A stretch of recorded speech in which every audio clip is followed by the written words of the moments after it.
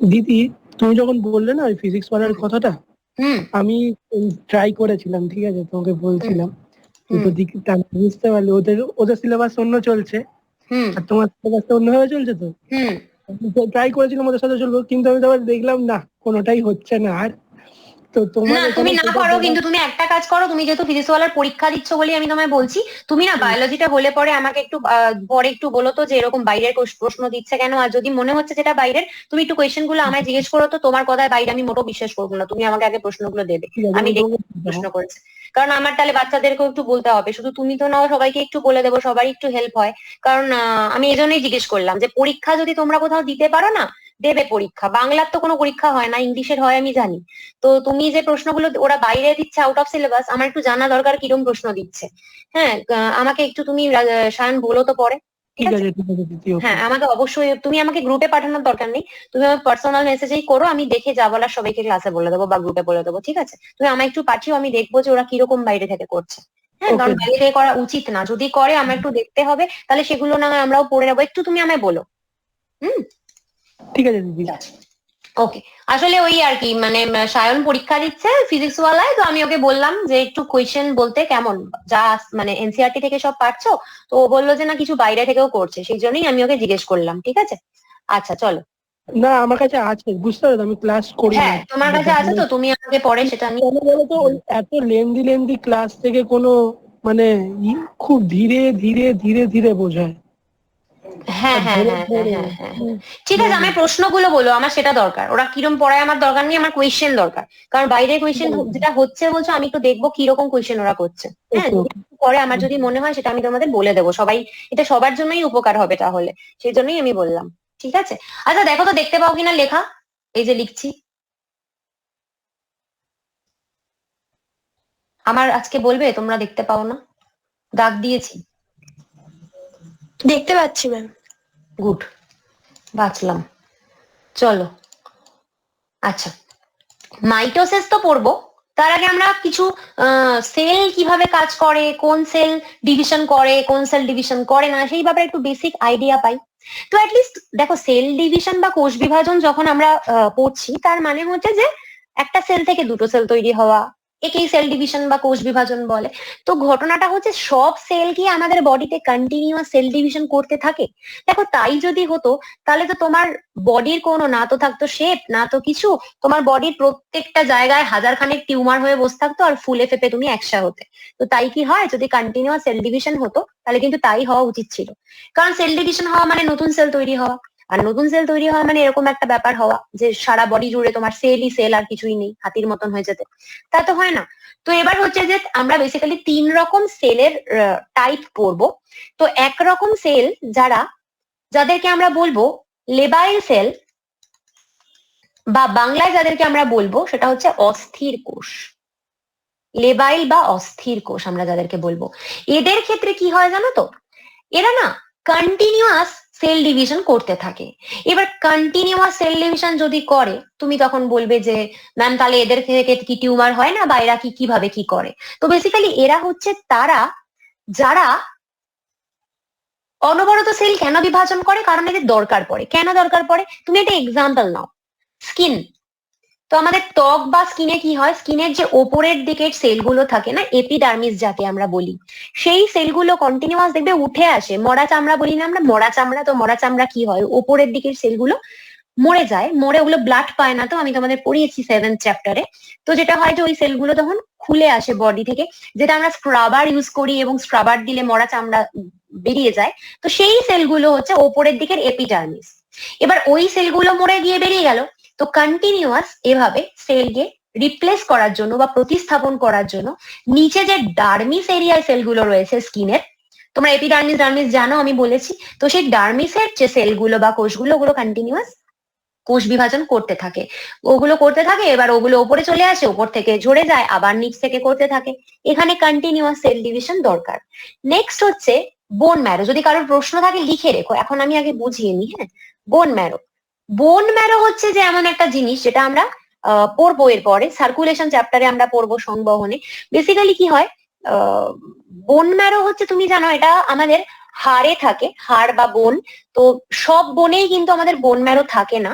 আমাদের খুব বড় বড় যে বোন হয়, তো যেমন ধরো আমাদের পায়ের ফিমার বোন, যেটা কোন বোন বলবো, যেটা আমাদের থাইতে, থাইতে যেটা লম্বা বোনটা রয়েছে না, ওটাকে ফিমার বলে। তো ওই বোনের মধ্যে একটা ম্যারো থাকে। ম্যারো মানে কিছুই না, যদি তোমার এটা বোন হয় যদি, তো হচ্ছে ম্যারো হচ্ছে ভেতরে একটা তোমার পদার্থ থাকে, ভেতরে একটা সাবস্টেন্স থাকে, তো সেটাকে হচ্ছে বোন ম্যারো বলে। হুম।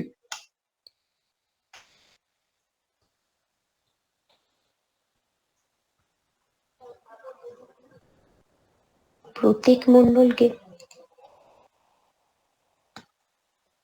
প্রতীক মণ্ডল কে গো?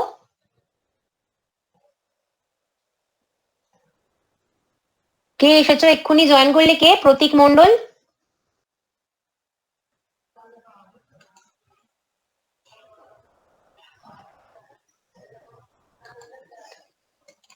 যাই হোক, তো বোন ম্যারো হচ্ছে সেটাই, যেটা এই ভেতরখানায় সেলগুলো থাকে, ঠিক আছে?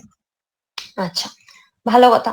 এবার দেখাই একটু একে, এইখানে বোনের মধ্যে। হ্যাঁ হ্যাঁ, রাজু মন্ডলের হবে, ও বারবার আচ্ছা, ও বারবার ওর অসুবিধা হচ্ছে। আচ্ছা ঠিক আছে, ঠিক আছে, ওকে ওকে।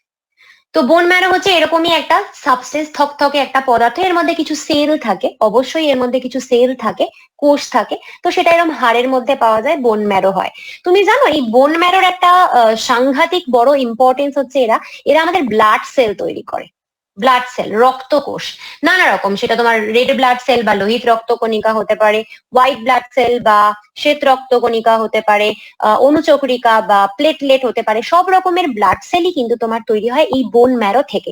তাহলে বোন ম্যারোর ইম্পর্টেন্সটা তুমি ভাবো, এরা ব্লাড সেল তৈরি করে।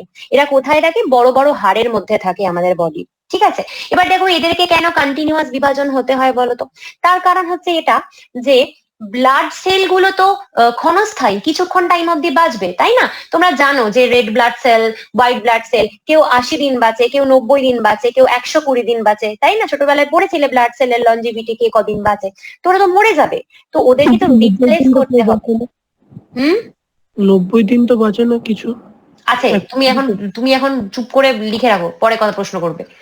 আচ্ছা, তো বেসিক্যালি সেই জন্য যেটা হয় যে তোমার বারবার করে এদেরকে রিপ্লেস করতে হয়, প্রতিস্থাপন করতে হয় ব্লাড সেলকে। তার জন্য কিন্তু বোন ম্যারো কন্টিনিউয়াস একটা মানে রোল প্লে করে। তাহলে এদেরকেও অনবরত তৈরি হতে হবে, তাহলে বোন ম্যারো সেলকে কন্টিনিউয়াস সেল ডিভিশন করতে হবে, কোষ বিভাজন করতে হবে। তাহলে বোন ম্যারো কেন কন্টিনিউয়াস বিভাজন করে বুঝলে, স্কিন কেন কন্টিনিউয়াস বিভাজন করে বুঝলে, ঠিক আছে? আর একজন থাকে, সেটা হচ্ছে যে আমাদের গাট, বা যাকে আমরা পৌষ্টিক নালী বলি। পৌষ্টিক নালী বাংলায়, আর ইংরেজিতে আমরা গাট বলি। তো গাটেরও বেশ কিছু সেল এরকম কন্টিনিউয়াস রিপ্লেস করার দরকার হয়, বেরিয়ে যায়, ভেঙে যায়, নতুন সেল তৈরি হয়। এটা সম্পর্কে খুব ডিটেল এখন জানার দরকার নেই, জাস্ট এইটুকুই জানো এখানে, ঠিক আছে? আর কিছু আছে যাদেরকে আমরা বলি স্টেবল সেল। স্টেবল সেল হচ্ছে এমন কিছু সেল যারা সারা জীবন বিভাজন করে না, ডিভিশন করে না, শুধুমাত্র কখন করে জানো? যদি ধরো তোমার একটা অ্যাক্সিডেন্ট হয়, সাপোজ তোমার একটা অ্যাক্সিডেন্ট হলো, এবার অ্যাক্সিডেন্ট হয়ে তোমার পেটে এমন লাগলো, ধরো কিছুতে লাগলো, তোমার কেন লাগবে ছাড়ো, রাস্তায় ধরো কারুর পেটে এমন লাগলো, এমন অ্যাক্সিডেন্ট হলো যে ওর তোমার লিভার বা কিডনি, মানে যাকে আমরা যকৃৎ বলি, বৃক্ক বলি, প্যানক্রিয়াস বলি, যাকে অগ্নাশয়, মানে পেটের যে কোনো একটা কিছুতে, পেট বলে না, যে কোনো অর্গানেই ধরো কোনো সমস্যা হলো, মানে এত ব্যথা লাগলো তো যে সেটা ক্ষতি হয়ে গেল। তো ধরো এরকম একটা অর্গান তোমার ছিল, সেটা হচ্ছে যে এইটুকু পার্ট হয়তো কি হয়ে গেল, ভেঙে গেল, ভেঙে গিয়ে এইটুকু পার্ট বাইরে চলে এলো, টুকরো হয়ে গেল। বা এরকম হতে পারে অনেক সময় ইনফেকশন হয়, ব্যাকটেরিয়াল ইনফেকশন, বা কিছু ইনফেকশনে পচিয়ে দেয়, অর্গান পচিয়ে দেয়, তো হয়তো এইটুকু পার্ট তোমার বেরিয়ে গেল, নষ্ট হয়ে গেল। তখন তাহলে কি হবে? তোমার কি অর্গানটা নষ্ট হয়ে যাবে? তখন এই অর্গানগুলোর যে সেলগুলো আছে তারা ডিভিশন বা বিভাজন করে। তাহলে এদেরকে আমরা স্টেবল সেল বলি, যার বাংলা হচ্ছে স্থিতিশীল,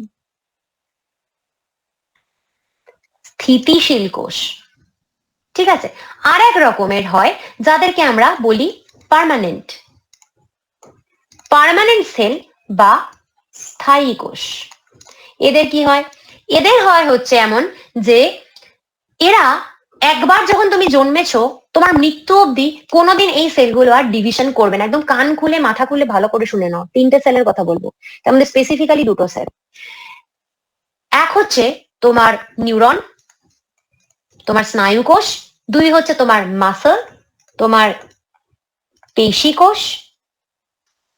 আর 3 হচ্ছে একেবারে যেটা ডেভেলপ হয়ে গেছে সেরকম হার্টের সেল, হৃৎপিণ্ডর কোষ। অ্যাকচুয়ালি নিউরন, মাসল আর হার্টের সেল একবার তোমার বডি তৈরি হলো, তারপর সারা জীবনে আর কোনোদিন এরা বিভাজন করে না, ডিভিশন হয় না। নিউরন যখন তুমি এমব্রায়ো ফর্মে ছিলে, যখনও তুমি মায়ের থেকে বা গর্ভ থেকে বেরোনি, পৃথিবীর আলো দেখোনি, ততদিন অব্দি নিউরন বিভাজন করে, পেশিও তাই, হার্টও তাই। একবার যদি এরা প্রপার তৈরি হয়ে যায়, যখন তুমি অ্যাডাল্ট অবস্থায় পৃথিবীতে, অ্যাডাল্ট মানে 18 বছরের অ্যাডাল্ট না, অ্যাডাল্ট মানে যখন তুমি আর এমব্রায়ো নেই, তুমি যখন পৃথিবীর আলো দেখলে, তখনের পরে আমৃত্যু, জন্ম থেকে মৃত্যু অবধি এই 3টে সেল আর বিভাজন করে না। তাহলে এক্ষেত্রে তোমার প্রশ্ন থাকবে যে জন্মেছি যে কটা নিউরন নিয়ে বা পেশি নিয়ে বা হার্টের সেল নিয়ে, সে কটাই কি মৃত্যু অবধি থাকবে? টেকনিক্যালি তাই থাকার কথা। কিন্তু যখন বয়স হয় তখন আমরা নিউরন এবং মাসল বা পেশি অনেক সেল আমাদের নষ্ট হয়ে যায়। তো বেসিক্যালি তোমার কমে যায় বয়স হলে, কিন্তু কোনোভাবেই আর বাড়ে না। তাহলে একটা কথা তুমি বলবে যে একটা ছোট বাচ্চার বডিতে যে কটা নিউরন, আমাদেরও কি সে কটা নিউরন? হ্যাঁ, একদম তাই। তাহলে একটা ছোট বাচ্চার যে কটা পেশি, আমাদেরও কিন্তু সে কটা মাসল? হ্যাঁ, একদমই তাই। তাহলে ডিফারেন্সটা কি? বাচ্চাটা বড় হচ্ছে, আমরা জানি যে ওর মাসল বাড়তে থাকে। একটা সদ্য জন্মানো বাচ্চা আর সালমান খানের মতন বড় লোক, তার কি একই মাসল? অ্যাবসলিউটলি তাই, তার একই মাসল। কিন্তু সালমান খানের ওরকম বডি বা ঋত্বিক রোশনের ওরকম বডি আর একটা জন্মানো বাচ্চার ওইটুকু বডি, তফাৎটা কোথায়? যদি মাসল নাম্বার একই থাকে, তফাৎটা হচ্ছে আয়তনে বা ভলিউমে বাড়ে, মাসল মাস বাড়ে। দেখবে আমরা কথায় বলি মাসল মাস বাড়ানোর জন্য অনেক কিছু খায়, স্পেশালি ছেলেরা যারা বলে প্রোটিন পাউডার অমুক তুসুক, তাতে নাকি বডি হয়, বডি বিল্ডিং। তো বডি বিল্ডিং মানে কি পেশি বা মাসল সেল বাড়া? নাম্বার নয়, পেশি বা মাসলের আয়তন বাড়ে। এবং নিউরনের ক্ষেত্রে কি হয়? যখন একটা বাচ্চা জন্মালো ওইটুকু সাইজ থাকলো, তাহলে ওর মাথা থেকে পা অব্দি নিউরনের যে লেন্থ, সেটাই কি বুড়ো অব্দি হবে? মানুষটা তো বড় হচ্ছে, তো নিউরনও কিন্তু লম্বায় বাড়ে। তো এরা লম্বায় এবং আয়তন, ভলিউম এসবে বাড়ে, কিন্তু কখনোই নাম্বারে বাড়ে না। তাহলে এরা কিন্তু জীবনে কোনোদিন সেল ডিভিশন করবে না। আশা করি এই অবধি তোমার ক্লিয়ার হয়েছে। এবার আমরা সেল সাইকেলে যাব, কোষ চক্র। তো সেল সাইকেল বা কোষ চক্র বলতে এমন একটা ব্যাপার বোঝায় যেটাতে তোমার একটা সেল আর 2টো সেল তৈরি করবে। দেখো, একটা সেল থেকে 2টো সেল তৈরি হয় মাইটোসিসে, একটা সেল থেকে 4টে সেল তৈরি হয় মিওসিসে। কিন্তু একটা থেকে 2টোই হোক আর একটা থেকে 4টেই হোক, যাই হোক না কেন, এই যে সেল ডিভিশনের প্রসেস, পুরো প্রসেসটাকে আমরা সেল সাইকেল বা কোষ চক্র বলি। তো বেসিক্যালি এই সেল সাইকেল বা কোষ চক্রর বেশ কিছু ফেজ রয়েছে বা দশা রয়েছে। তার আগে বলি কিছু ইনফরমেশন তোমাদের বইতে আছে, যেমন হিউম্যান সেল বা মানব কোষ, আমাদের বডির সেল, যে কোনো সেল যারা ডিভাইড করে, যারা করে না তো করে না, যারা ডিভাইড করে, তার একটা সেল থেকে 2টো সেল হতে টাইম লাগে 1 দিন 24 ঘন্টা। কিন্তু এটা প্রত্যেক প্রাণীর ক্ষেত্রে বা উদ্ভিদের ক্ষেত্রে, মানে প্লান্টের ক্ষেত্রে এটা ডিফারেন্ট হয়। যেমন তোমার একটা এক্সাম্পল দি ইস্টের ক্ষেত্রে একটা সেল থেকে 2টো সেল তৈরি হওয়ার প্রসেসটা খুব ফাস্ট প্রসেস, মাত্র 90 মিনিট টাইম লাগে, মানে 1.5 ঘন্টা। তো 1.5 ঘন্টায় একটা থেকে 2টো ইস্ট সেল তৈরি হয়ে যায়, সেখানে মানুষের একটা থেকে 2টো সেল তৈরি হতে 24 ঘন্টা সময় লাগে। আবার ধরো তোমাদের যারা 12-এ পড়ো তারা জানো ইকোলাই ব্যাকটেরিয়া, এটার একটা সেল থেকে 2টো সেল তৈরি হতে টাইম লাগে 18 থেকে 20 মিনিট। ঠিক আছে? তো এটা কিন্তু প্রত্যেকটা অর্গানিজমে বা জীব, মানে প্রত্যেক আলাদা আলাদা যে জীবজন্তু আছে তাদের প্রত্যেকের ক্ষেত্রে এই টাইমটা ডিফারেন্ট হয়। ঠিক আছে? তো এবার আমরা সেল সাইকেল দেখবো ব্যাপারটা কি। তো সেল সাইকেলের প্রথম কথা হচ্ছে দুরকম ফেজ রয়েছে। ফার্স্ট ফেজটা হচ্ছে ইন্টারফেস। ইন্টারফেজের তো কোনো বাংলা হয় না, শুধু ইন্টারফেসটাকে আমরা রেস্টিং ফেজও বলতে পারি, বা একে আমরা বিশ্রাম দশাও বলতে পারি।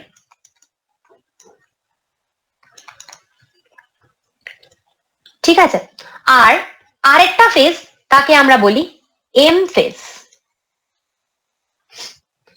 তো এম ফেজ হচ্ছে প্রপার সেল ডিভিশন, মানে সেল ডিভিশন হওয়ার শুরু থেকে সেল ডিভিশন হওয়ার শেষ অবধি প্রপার সেল ডিভিশনকে আমরা এম ফেজ বলি।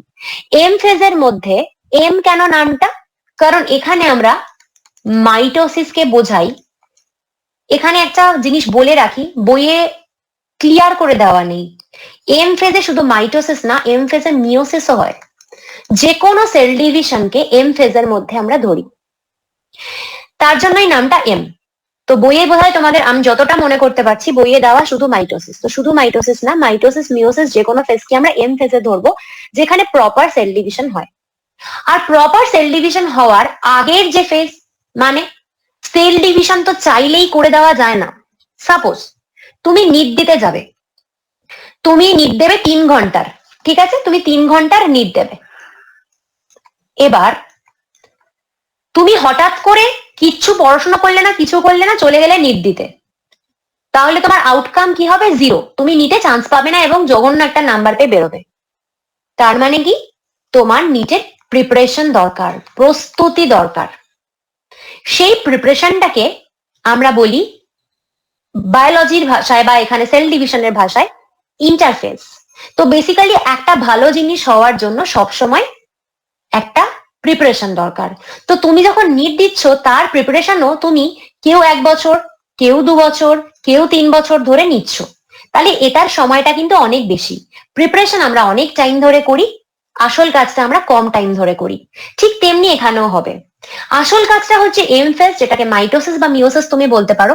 তোমার মজার কথা হচ্ছে এটা, যে এইটা হতে মাত্র 1 ঘন্টা সময় লাগে, অথচ টোটাল সেল ডিভিশন হতে 24 ঘন্টা সময় লাগে।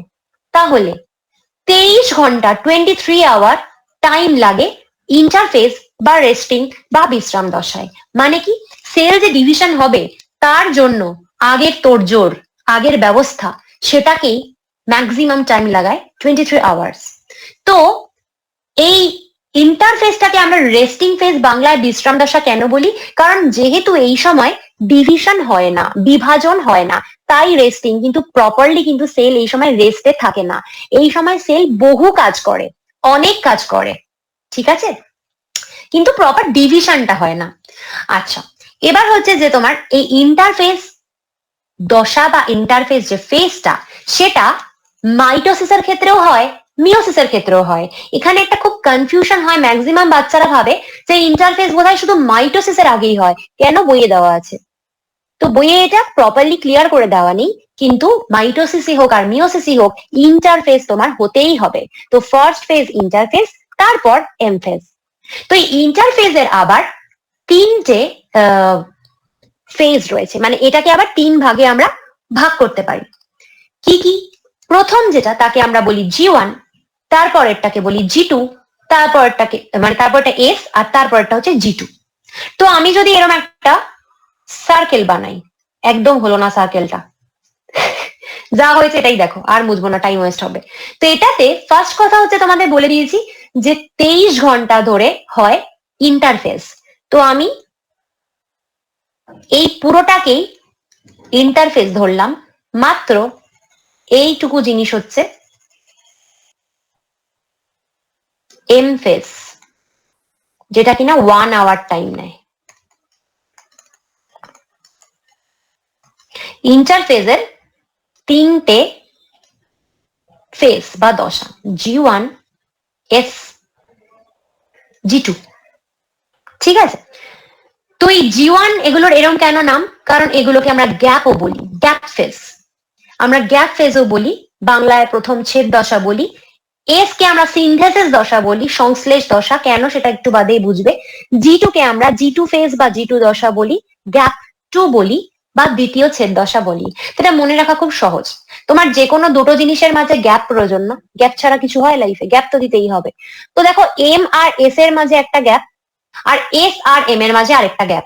তো এইভাবে মনে রাখবে। তো ডেফিনেটলি ফার্স্ট গ্যাপটা মানে এম আর এস এর আগেরটা G1 হবে, আর এস আর এম এর মাঝেটা G2 হবে। এই হলো গিয়ে গ্যাপ ফেজের ব্যাপার। কোথায় কি হয় সেটা আমরা দেখবো। আচ্ছা, কোথায় কি হয়টা আগে বলেন। তো বেসিক্যালি একটা একটা করে আমরা দেখি। G1 ফেজ, G1 ফেজ হচ্ছে সবার প্রথম ফেজ, প্রথম দশা। ঠিক আছে? তো এখানে কি হয়, এখানে ধরো একটা সেল প্রথমে এই সাইজ ছিল, ওটার এটা একটা সেল। তো এই সেলটার এটা নিউক্লিয়াস। তো ওর মনে হয়েছে যে আমি এবার সেল ডিভিশন করব। ঠিক আছে, একটা সেল থেকে দুটো সেল হব। প্রথম কাজ ও যেটা করবে, ওকে সাইজে বাড়তে হবে। কেন বলতো? কারণ 46টা ক্রোমোজোম আছে, তাই তো? তো ওকে 2 সেট ক্রোমোজোম বানাতে হবে, মানে 2 সেট না, দ্বিগুণ ক্রোমোজোম বানাতে হবে। তাহলে এত ক্রোমোজোম রাখবার জন্য ওকে বড় হতে হবে। ঠিক আছে, তোমাদের একটা জিনিস আগে ধারণা দিই। এটা একটা সেল রয়েছে, এটার নিউক্লিয়াসে কটা ক্রোমোজোম থাকে? 2n। আমাদের মানুষদের বডি নিয়ে ভাবি আমরা, 46টা। এছাড়া এতে মাইটোকন্ড্রিয়া আছে, আরো অনেক কিছু আছে সেলে, আমরা জানি। আমি একটাই আঁকছি, তুমি একটা বুঝলে সব বুঝবে, তো আমি মাইটোকন্ড্রিয়া আঁকলাম। আচ্ছা, তো ওর থেকে দুটো সেল তৈরি হতে হবে। তো এখানে 46টা ক্রোমোজোম আসবে, এখানে 46টা ক্রোমোজোম আসবে, ক্রোমোজোম নাম্বার তো সেম থাকতে হবে। তাহলে এই 46টা ক্রোমোজোম যেটা রয়েছে, এটাকে দ্বিগুণ হতে হবে, তবে তো এর এক বাচ্চা এখানে 46 পাবে, আরেক বাচ্চাও 46 পাবে। তাহলে এটাকে নাম্বার ডাবল হতে হবে, দ্বিগুণ হতে হবে। সেকেন্ড, শুধু ক্রোমোজোম নাম্বার ডাবল বা দ্বিগুণ হলেই কি হবে?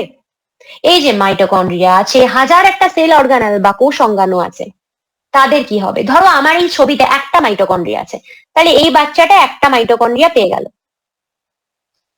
তাহলে আরেকটা বাচ্চা কি করবে? তাহলে আরেকটা বাচ্চার যদি মাইটোকন্ড্রিয়া পেতে হয়,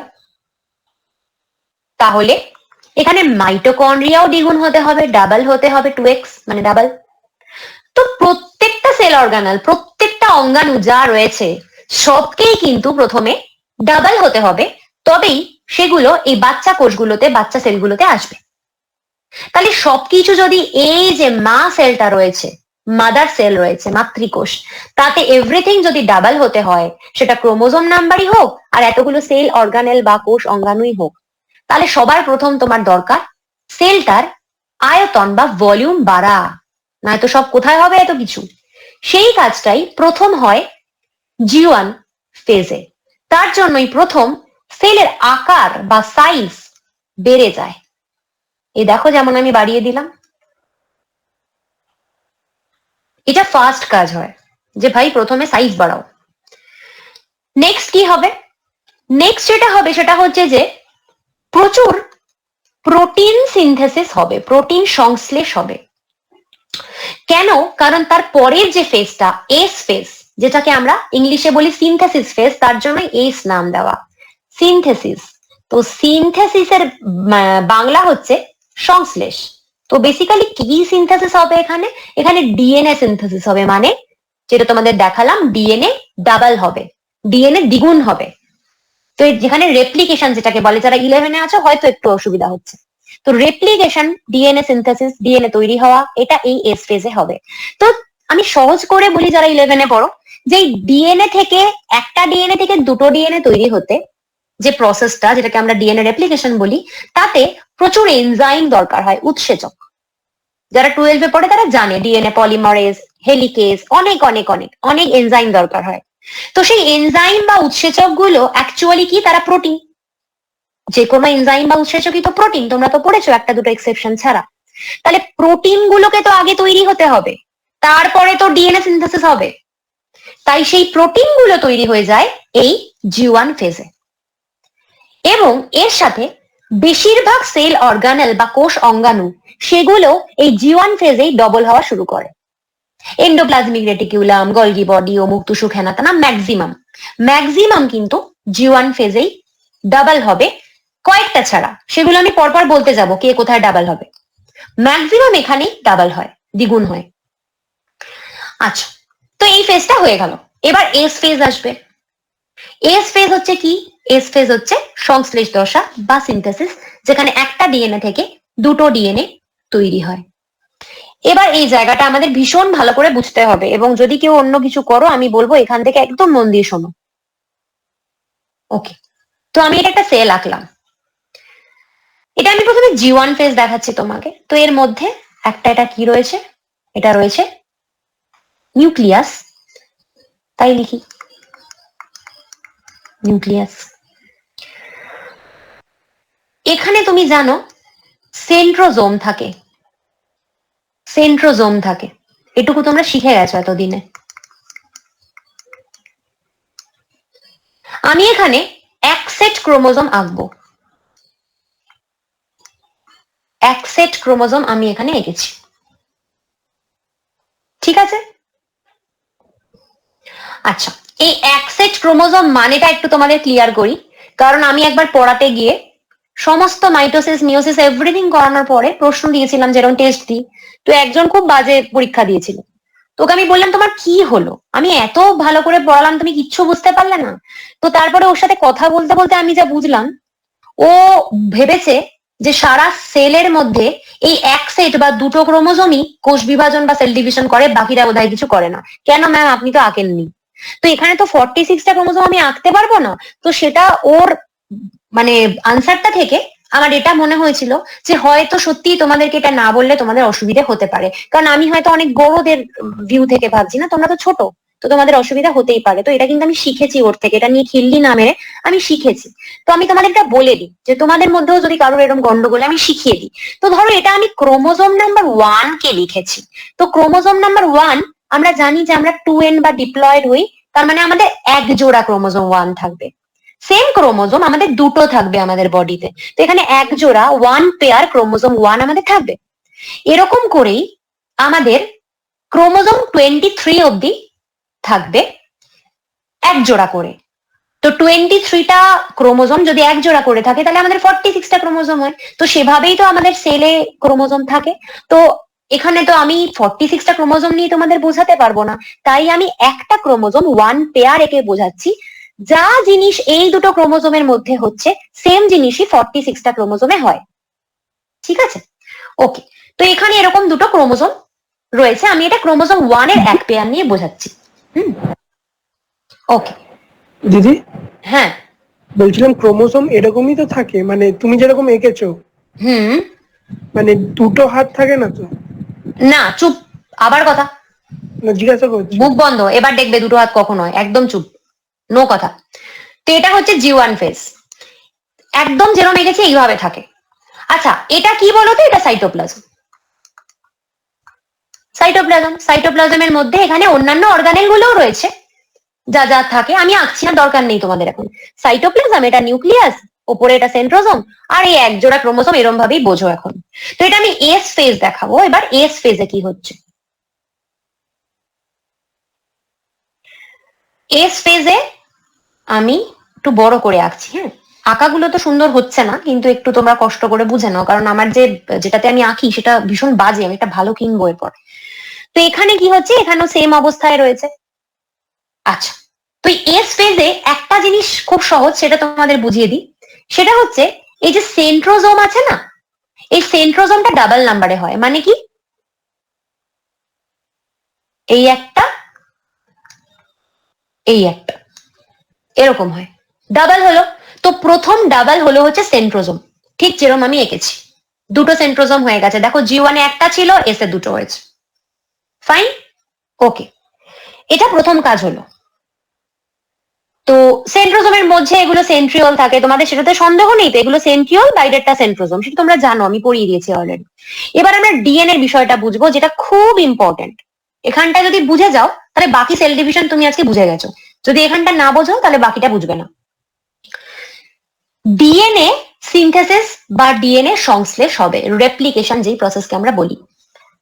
আচ্ছা, তো ক্রোমোজোমের মধ্যে ডিএনএ থাকে। তো তো আমি একটু কালার টালার ইউজ করি তোমাদের বুঝতে সুবিধা হয়। উফ, কি হলো,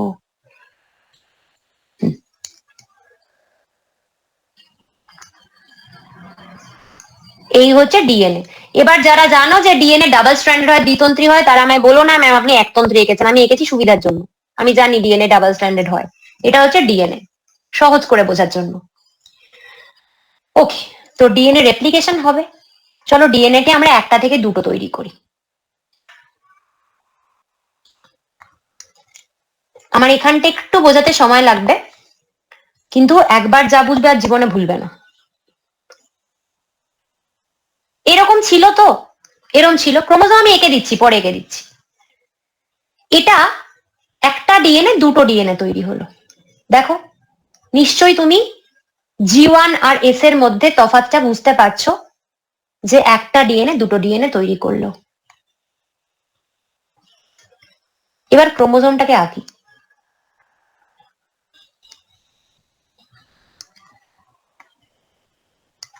তো ডিএনএটা যখন একটা থেকে দুটো হলো, ডিএনএর সাথে কিছু প্রোটিন টোটিন লেগে থাকে, তো তারাও একটা থেকে দুটো হলো। এত এখানে জানার আমাদের দরকার নেই। এবং এই ক্রোমোজোমটা অ্যাকচুয়ালি, ক্রোমোজোম মানে কি, ডিএনএ আর কিছু প্রোটিন। তো ডিএনএ যদি দুটো হয় তাহলে ক্রোমোজোমটাও এরকম দুটো দেখতে হবে, দুটো হাত হবে। যেটা সায়ন জিজ্ঞেস করছিল, একটা হাত ছিল, দেখো দুটো হাত হয়ে গেছে, কারণ দুটো ডিএনএ এখানে হয়ে গেছে।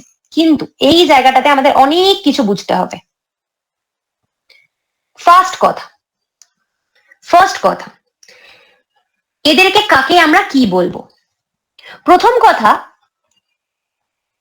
এই দুজনকে আমরা ক্রোম্যাটিড বলবো। কি বলবো? ক্রোম্যাটিড।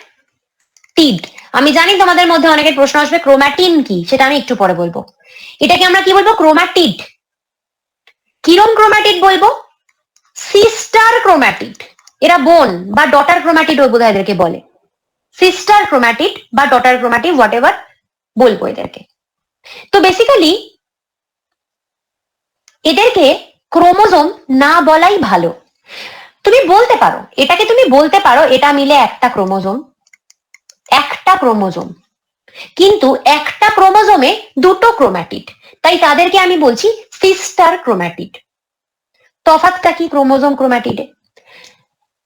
দুটো ভাই বোন তৈরি হয়েছে, দুটো ডিএনএ অ্যাকচুয়ালি তৈরি হয়েছে। তো তাদেরকে আমরা দুটো ক্রোমোজোম এখানে বলবো না। ভালো করে শোনো, দুটো ক্রোমোজোম আমরা কখনোই এদেরকে বলবো না। কেন বলো তো?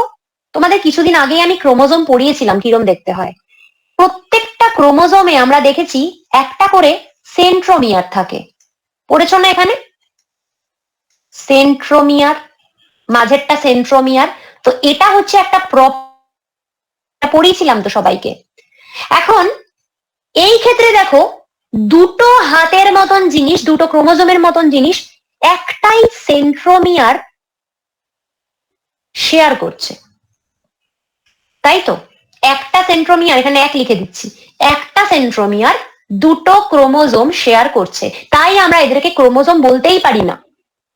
ক্রোমোজোম আমরা তখনই বলবো যখন প্রত্যেকে ইন্ডিভিজুয়াল সেন্ট্রোমিয়ার পাবে। তাই আমরা এদেরকে বলবো এটা একটা ক্রোমোজোম। এদেরকে আমরা কখনো দুটো ক্রোমোজোম বলবো না। এটা একটা ক্রোমোজোম কিন্তু দুটো ক্রোম্যাটিড। কারণ এই দুজনকে, দুটো হাতকে আমরা ক্রোম্যাটিড বলি।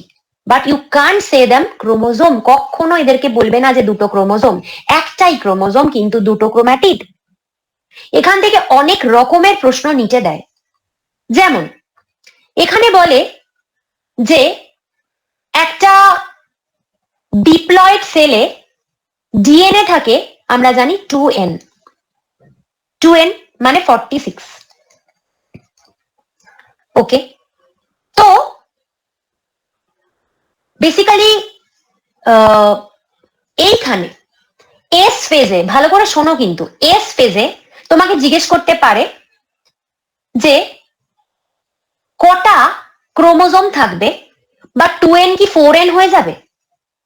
কখনো না, 2nই থাকবে এক্ষেত্রে। কেন? কারণ তুমি ক্রোমোজোম কিন্তু একটাই একে বলছো। তাই জন্য কখনো তোমরা বলো না যে এস ফেজে ক্রোমোজোম নাম্বার দ্বিগুণ হয়েছে, ক্রোমোজোম নাম্বার দ্বিগুণ বা ডাবল কিন্তু হয়নি। তাই G1 ফেজে 46টা ক্রোমোজোম ছিল, মানে 2n ছিল। এস ফেজেও 46টা ক্রোমোজোমই থাকবে, মানে 2n থাকবে। কিন্তু তো তোমাদের নিচে যেটা প্রশ্ন করতে পারে, ধরো একটা কিছুর ক্রোমোজোম নাম্বার দিয়ে দিল, বললো 90টা ক্রোমোজোম আছে, সাপোজ বললো 90টা ক্রোমোজোম আছে G1 ফেজে, এস ফেজে কটা ক্রোমোজোম থাকবে? তুমি বলবে 90টাই থাকবে। এরকম প্রশ্ন নিচে করতে পারে। নেক্সট আরেকটা যেটা প্রশ্ন এখান থেকে করে সেটা হচ্ছে অ্যামাউন্ট অফ ডিএনএ বা ডিএনএ এর পরিমাণ। অ্যামাউন্ট অফ ডিএনএ মানে কতটা ডিএনএ রয়েছে। তো G1 ফেজে তুমি ডিএনএ এর অ্যামাউন্টকে বলবে 2C। সি কি? বেসিক্যালি সি দেখো এখানে তো গ্রাম কিলোগ্রাম দিতে পারে না, তো ওরা সি বলে দেয়, কনসেন্ট্রেশন থেকে সি বলে ওরা। তো তুমি ধরে নাও না 2 গ্রাম 4 গ্রাম 10 গ্রাম, তোমার মনে যা ইচ্ছা হচ্ছে ধরে নাও। তো সেটা হচ্ছে ডিএনএ এর পরিমাণ, কতটা ডিএনএ রয়েছে। এস ফেজে ডিএনএ এর পরিমাণ একই কি থাকবে? থাকবে না, দ্বিগুণ হবে, 4C হবে। কেন? লাল জিনিসটা দ্বিগুণ হয়েছে না, দেখো তো লাল জিনিসটা ডাবল হয়েছে। তো তো ডিএনএ এর অ্যামাউন্টটা বেড়ে গেছে না, ডাবল হয়ে গেছে ডিএনএ এর অ্যামাউন্ট। তাহলে এস ফেজে ডিএনএ এর অ্যামাউন্ট বা ডিএনএ এর পরিমাণ দ্বিগুণ বেড়ে যায়। তোমাকে এটাও কিন্তু প্রশ্ন করতে পারে, কিছু একটা পরিমাণ ধরো দিয়ে দিল 6C অ্যামাউন্ট রয়েছে G1 এ, তাহলে এস এ কত? তুমি কি বলবে? 12C, পরিমাণ দ্বিগুণ হয়েছে, কিন্তু ক্রোমোজোম নাম্বার সেম আছে। এই অবধি যদি বুঝেছো না, তো তুমি বুঝে গেছো। যে বোঝনি সে একটু লিখে রেখো, আমি পরে বলছি। তো এটা হচ্ছে এস ফেজ। নেক্সট হচ্ছে G2 ফেজ। তো বেসিক্যালি G2 ফেজে কিছু কঠিন জিনিস নেই, G2 খুব সহজ ফেজ। G2 ফেজ কি বলতো, দেখো এরপরে প্রপার সেল ডিভিশন শুরু হবে। তো প্রপার সেল ডিভিশন হতে গেলেও প্রচুর প্রোটিন টোটিন লাগে। তো বেসিক্যালি G2 ফেজের কাজ হচ্ছে কিছু প্রোটিন তৈরি করা, বেশ কিছু প্রোটিন তৈরি করবে যারা মেটাফেজ বা যারা মাইটোসিস বা মিওসিস হতে হেল্প করবে। তো এরকম অনেক প্রোটিন তৈরি হয়। আর এখানে স্পেসিফিক্যালি মাইটোকন্ড্রিয়া আর ক্লোরোপ্লাস্ট ডাবল হয়। তোমাকে যে বলছিলাম না যে আগের ফেজে যে বেশিরভাগ কোষ অঙ্গাণু বা সেল অর্গানেল ডাবল হবে, কিছু কিছু ছাড়া। যেমন মাইটোকন্ড্রিয়া ক্লোরোপ্লাস্ট কিন্তু আগে কখনো ডাবল হয়নি, G2 ফেজে হবে। G2 ফেজে মাইটোকন্ড্রিয়া ক্লোরোপ্লাস্ট দ্বিগুণ হয়ে যায়। ভালো কথা। তো দুটোই পয়েন্ট এখানে মনে রাখবে, প্রোটিন আর G2, এই প্রোটিন আর সেল অর্গানেল। তাহলে তোমাকে যদি এরকম প্রশ্ন করে যে G2 তে যদি জিজ্ঞেস করে G2 তে ডিপ্লয়েড থাকবে না কি হবে, আর ডিএনএ এর অ্যামাউন্ট কি হবে, একই চলছে। 46টা ক্রোমোজোমই চলছে 2n, কারণ কোনো তফাৎ কিছু তো দেখোনি তুমি G2 তে। আর ডিএনএ এর অ্যামাউন্ট কত হবে? 4C, যেমন ছিল, কোনো চেঞ্জ নেই। যতক্ষণ না আমি চেঞ্জ দেখাচ্ছি ততক্ষণ এই জিনিসটা সেম হতে থাকবে। এটাও করতে পারে, এটা দিলে অনেক বাচ্চা ঘাবড়ে যায়, এস পড়েছে G2 বুঝতে পারছে না, সেম রয়েছে। নেক্সট এবার আমরা মাইটোসিসটা শুরু করি। মাইটোসিস খুব সোজা জিনিস। মাইটোসিসটা পড়ানোর পরে আমি G0 ফেজ বোঝাবো। G0 ফেজ কাকে বলে যদি আমি বলতে ভুলে যাই, আমাকে একবার অবশ্যই মনে করিও, ঠিক আছে? চলো আমরা এবার দেখি। এবার প্রপার এই সমস্ত হয়ে গেছে, ডিএনএ দ্বিগুণ দ্বিগুণ হয়ে গেছে বাবা, এবার ঢুকবে ওরা সেল ডিভিশন করতে। তো প্রথম কথা হচ্ছে যে তোমার এম ফেজ, আজকে এম ফেজে আমরা মাইটোসিস পড়ছি, কিন্তু আবার বলছি এই যে ফেজটা বোঝালাম G1 S G2, এই সেম জিনিস মিওসিসের আগেও হয়, সেম জিনিস মিওসিসের আগেও হয়। আমি কিন্তু মিওসিসের দিন আর বোঝাবো না, ঠিক আছে? তো আমরা এবার চলে যাচ্ছি মাইটোসিসে। তো মাইটোসিস আবার দুভাগে বিভক্ত, দু রকম স্টেপ হয় ওর। এক হচ্ছে ক্যারিওকাইনেসিস, আগে আমি অনেকবার কথায় কথায় তোমাদের এটা বলতাম, তখন হয়তো ভালো করে বোঝোনি, আজকে বুঝবে। আর সেকেন্ড স্টেজ হচ্ছে সাইটোকাইনেসিস। সাইটোকাইনেসিস কিছু না, আর ক্যারিওকাইনেসিস বলেছিলাম, ক্যারিয়ন মানে নিউক্লিয়াস, তোমাদেরকে আগে অনেকবার বলেছিলাম ক্যারিয়ন মানে নিউক্লিয়াস। তো প্রথমের ভাগটায় যেতে হবে, নিউক্লিয়াসের ডিভিশন হয়, নিউক্লিয়াসের বিভাজন হয়, নিউক্লিয়াসের ডিভিশন হয় এই স্টেজে। আর তারপরে স্টেজে সাইটোপ্লাজমের ডিভিশন হয়, সাইটোকাইনেসিস মানে সাইটোপ্লাজমের ডিভিশন। তো এই দুটোই স্টেপ রয়েছে। তো প্রথম আমরা দেখব ক্যারিওকাইনেসিস। ক্যারিওকাইনেসিস স্টেপটা আবার 4টে স্টেপে তৈরি।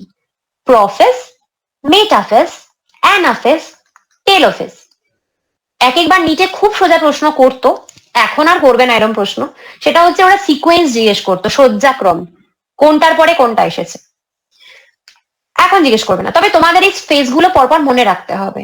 তো এটা মনে রাখতে যে পারো পারো, যদি না পারো একটা ট্রিক আছে।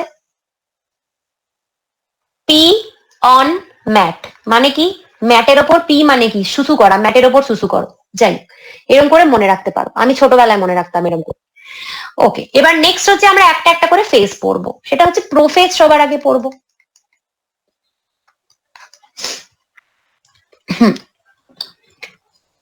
ক্রোম্যাটিড অব্দি সবার মনে আছে?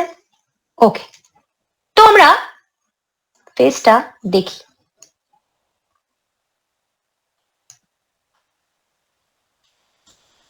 এই অবস্থা অব্দি আমরা দেখেছি, এতক্ষণ এই অবস্থা অব্দি হয়েছিল। আমি আর লাল রংটা করছি না ডিএনএ, ঠিক আছে? তোমরা তো বুঝতেই পারছো এর মধ্যে দুটো ডিএনএ রয়েছে।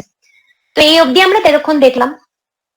হ্যাঁ, তো এবার একটা কথা বলি যে এগুলোকে দেখো, এটা তো একটা ক্রোমোজোম, সিঙ্গেল একটা ক্রোমোজোম। দুটো বললে ক্রোম্যাটিড, কিন্তু এটা সিঙ্গেল একটা ক্রোমোজোম, সেটা বুঝেছো?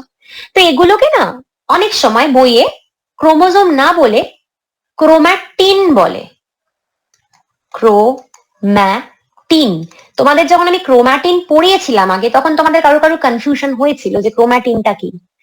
ক্রোম্যাটিন মানে কিচ্ছু না, যখন ক্রোমোজোম, ক্রোমোজোম মানে অ্যাকচুয়ালি ডিএনএ, ডিএনএ যখন অনেকটা এরম লুজ ভাবে থাকে, এরম লুজ ভাবে থাকে, তখন তাকে আমরা ক্রোম্যাটিন বলি। যখন এটা ডিএনএটা অনেক টাইট হয়ে যায়, এটাকে টাইট লুজকে কি বলে জানো? ঘনীভূত হওয়া, ইংরেজিতে বলে কন্ডেনসেশন। এরম যখন হয়ে যায়, একই জিনিস কিন্তু দেখো ছোট হয়ে গেল, মানে লুজ ছিল এখানে অনেক। তো এরম ক্ষেত্রে আমরা একে ক্রোম্যাটিন বলি, এরম ক্ষেত্রে আমরা একে ক্রোমোজোম বলি।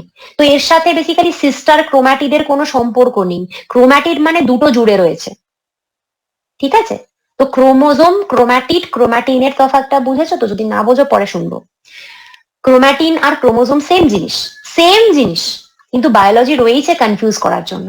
ক্রোম্যাটিন হচ্ছে ডিএনএ অনেক আরামসে ছিলাম আমি। কেন কেন আরামসে ছিলাম? অত এতক্ষণ সেল ডিভিশন করেনি, বিশ্রামে ছিল। আরামসে থাকে না, বিশ্রামে থাকলে সেরকম ছিল, তাই তাকে আমরা ক্রোম্যাটিন বলছি। এবারে যখন সেল ডিভিশন শুরু হবে, তখন দেখবে যে ক্রোম্যাটিনটা না ধীরে ধীরে অনেক প্যাকড হয়ে যাবে, তখন আমরা একে ক্রোমোজোম বলবো। মানে তোমার যদি এখানে দুটো সিস্টার ক্রোম্যাটিডকে আমি দেখাই এরম ভাবে জুড়ে রয়েছে, তো তারাও ইন্ডিভিজুয়ালি কিন্তু সিস্টার ক্রোম্যাটিড হোক আর যাই হোক, তারা ক্রোম্যাটিন ফর্মে রয়েছে। আবার এখানেও যদি দুটো সিস্টার ক্রোম্যাটিডকে আমি দেখাই, তাহলে এখানে এরকম ক্রোমোজোম ফর্মে রয়েছে, টাইট ফর্মে। এই হচ্ছে তফাৎ। তো বইয়ে বা কোথাও যখন ক্রোম্যাটিন বা ক্রোমোজোম দেবে, কনফিউজ হবে না, একদম ইজি ব্যাপার। ওকে, তো এবার প্রোফেজটা শুরু হচ্ছে। প্রোফেজে প্রথম যে কাজটা শুরু হয় সেটা হচ্ছে যে, যেটা তোমাদের বললাম, ক্রোমোজোম ঘনীভূত হওয়া বা কন্ডেন্স হওয়া শুরু করে। যদি এই স্টেজটা ছিল, তো এখন এই স্টেজটা হলো কন্ডেন্স হয়ে যাওয়া, ঘনীভূত হয়ে যাওয়া, কাছাকাছি হয়ে যাওয়া।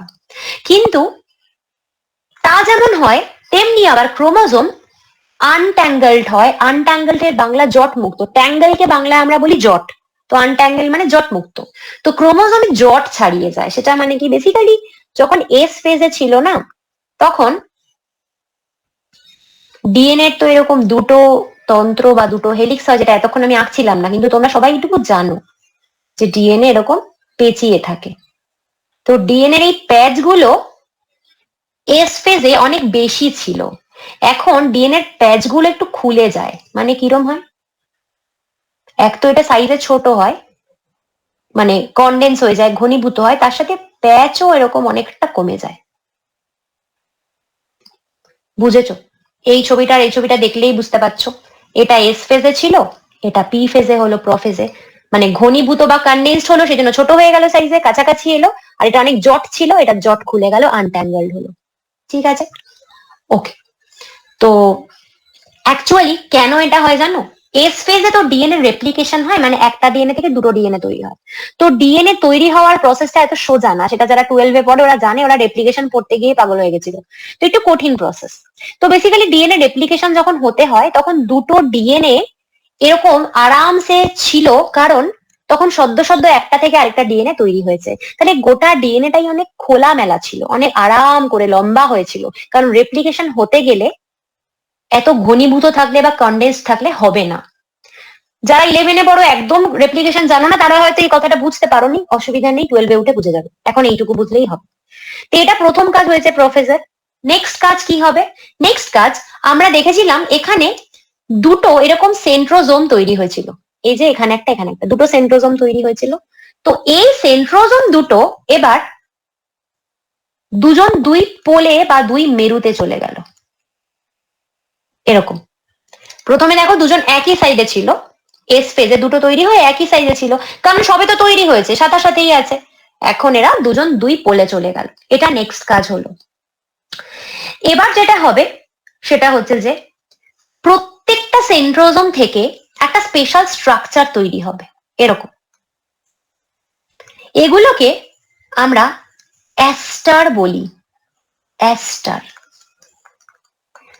তোমাদেরকে আমি এটা পড়িয়েছিলাম কিছুদিন আগে, মাইক্রোটিউবিউল সেন্ট্রোজোম থেকে তৈরি হয়। মাইক্রোটিউবিউল মনে করে দেখো, পড়িয়েছিলাম চ্যাপ্টার 8-এ।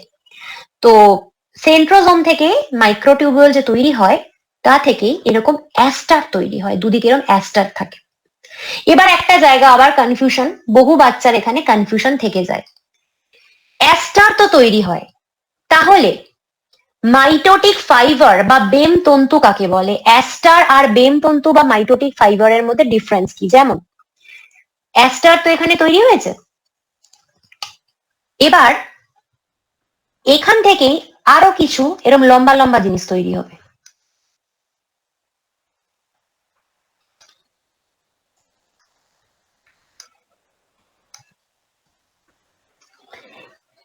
একই জিনিস অ্যাস্টারও মাইক্রোটিউবিউল দিয়ে তৈরি হয়, এরাও মাইক্রোটিউবিউল দিয়ে তৈরি হয়, কারণ দুজনেই আলটিমেটলি তৈরি হয়েছে সেন্ট্রোজোম থেকে। এদেরকে আমরা বলবো স্পিন্ডেল ফাইবার, বাংলায় বেম তন্তু, কারণ মাকুর মতন দেখতে। বেম বা স্পিন্ডেল মানে এই যে এরকম দেখতে হয়, আলটিমেটলি দুটো মিলে গেলে এরকম দেখতে হয়। তো এরকম জিনিস তৈরি হয়েছে। এবার এই অ্যাস্টার আর স্পিন্ডেল ফাইবার দুটোকে একসাথে আমরা কি বলতে পারি? অ্যাস্টার আর স্পিন্ডেল ফাইবার যদি তুমি জুড়ে দাও তাহলে এর একটা নাম আছে। একে আমরা বলবো মাইটোটিক অ্যাপারেটাস বা বেম যন্ত্র। অ্যাস্টার আর স্পিন্ডেল ফাইবারকে একসাথে আমরা বলি মাইটোটিক অ্যাপারেটাস বা বেম যন্ত্র। তো বেসিক্যালি এরা কেন এখানে তৈরি হলো, দুজন আলাদা কোথায়, অ্যাস্টার কোথায় আলাদা, স্পিন্ডেল ফাইবার কোথায় আলাদা, সেটা আমরা একটু বাদে দেখতে পাবো যে কি ডিফারেন্স রয়েছে দুটোর, কেন এরকম আলাদা আলাদা নাম, একই তো বললে পারতো, এবং দুটোই তো মাইক্রোটিউবিউল দিয়ে তৈরি। ঠিক আছে, সেটা একটু পরে বলছি। আর আমরা এখানে কি দেখতে পাচ্ছি?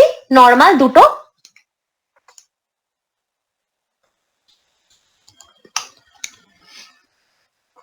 এই দুটোকে আমরা কি নাম দিয়েছি? সিস্টার ক্রোম্যাটিড।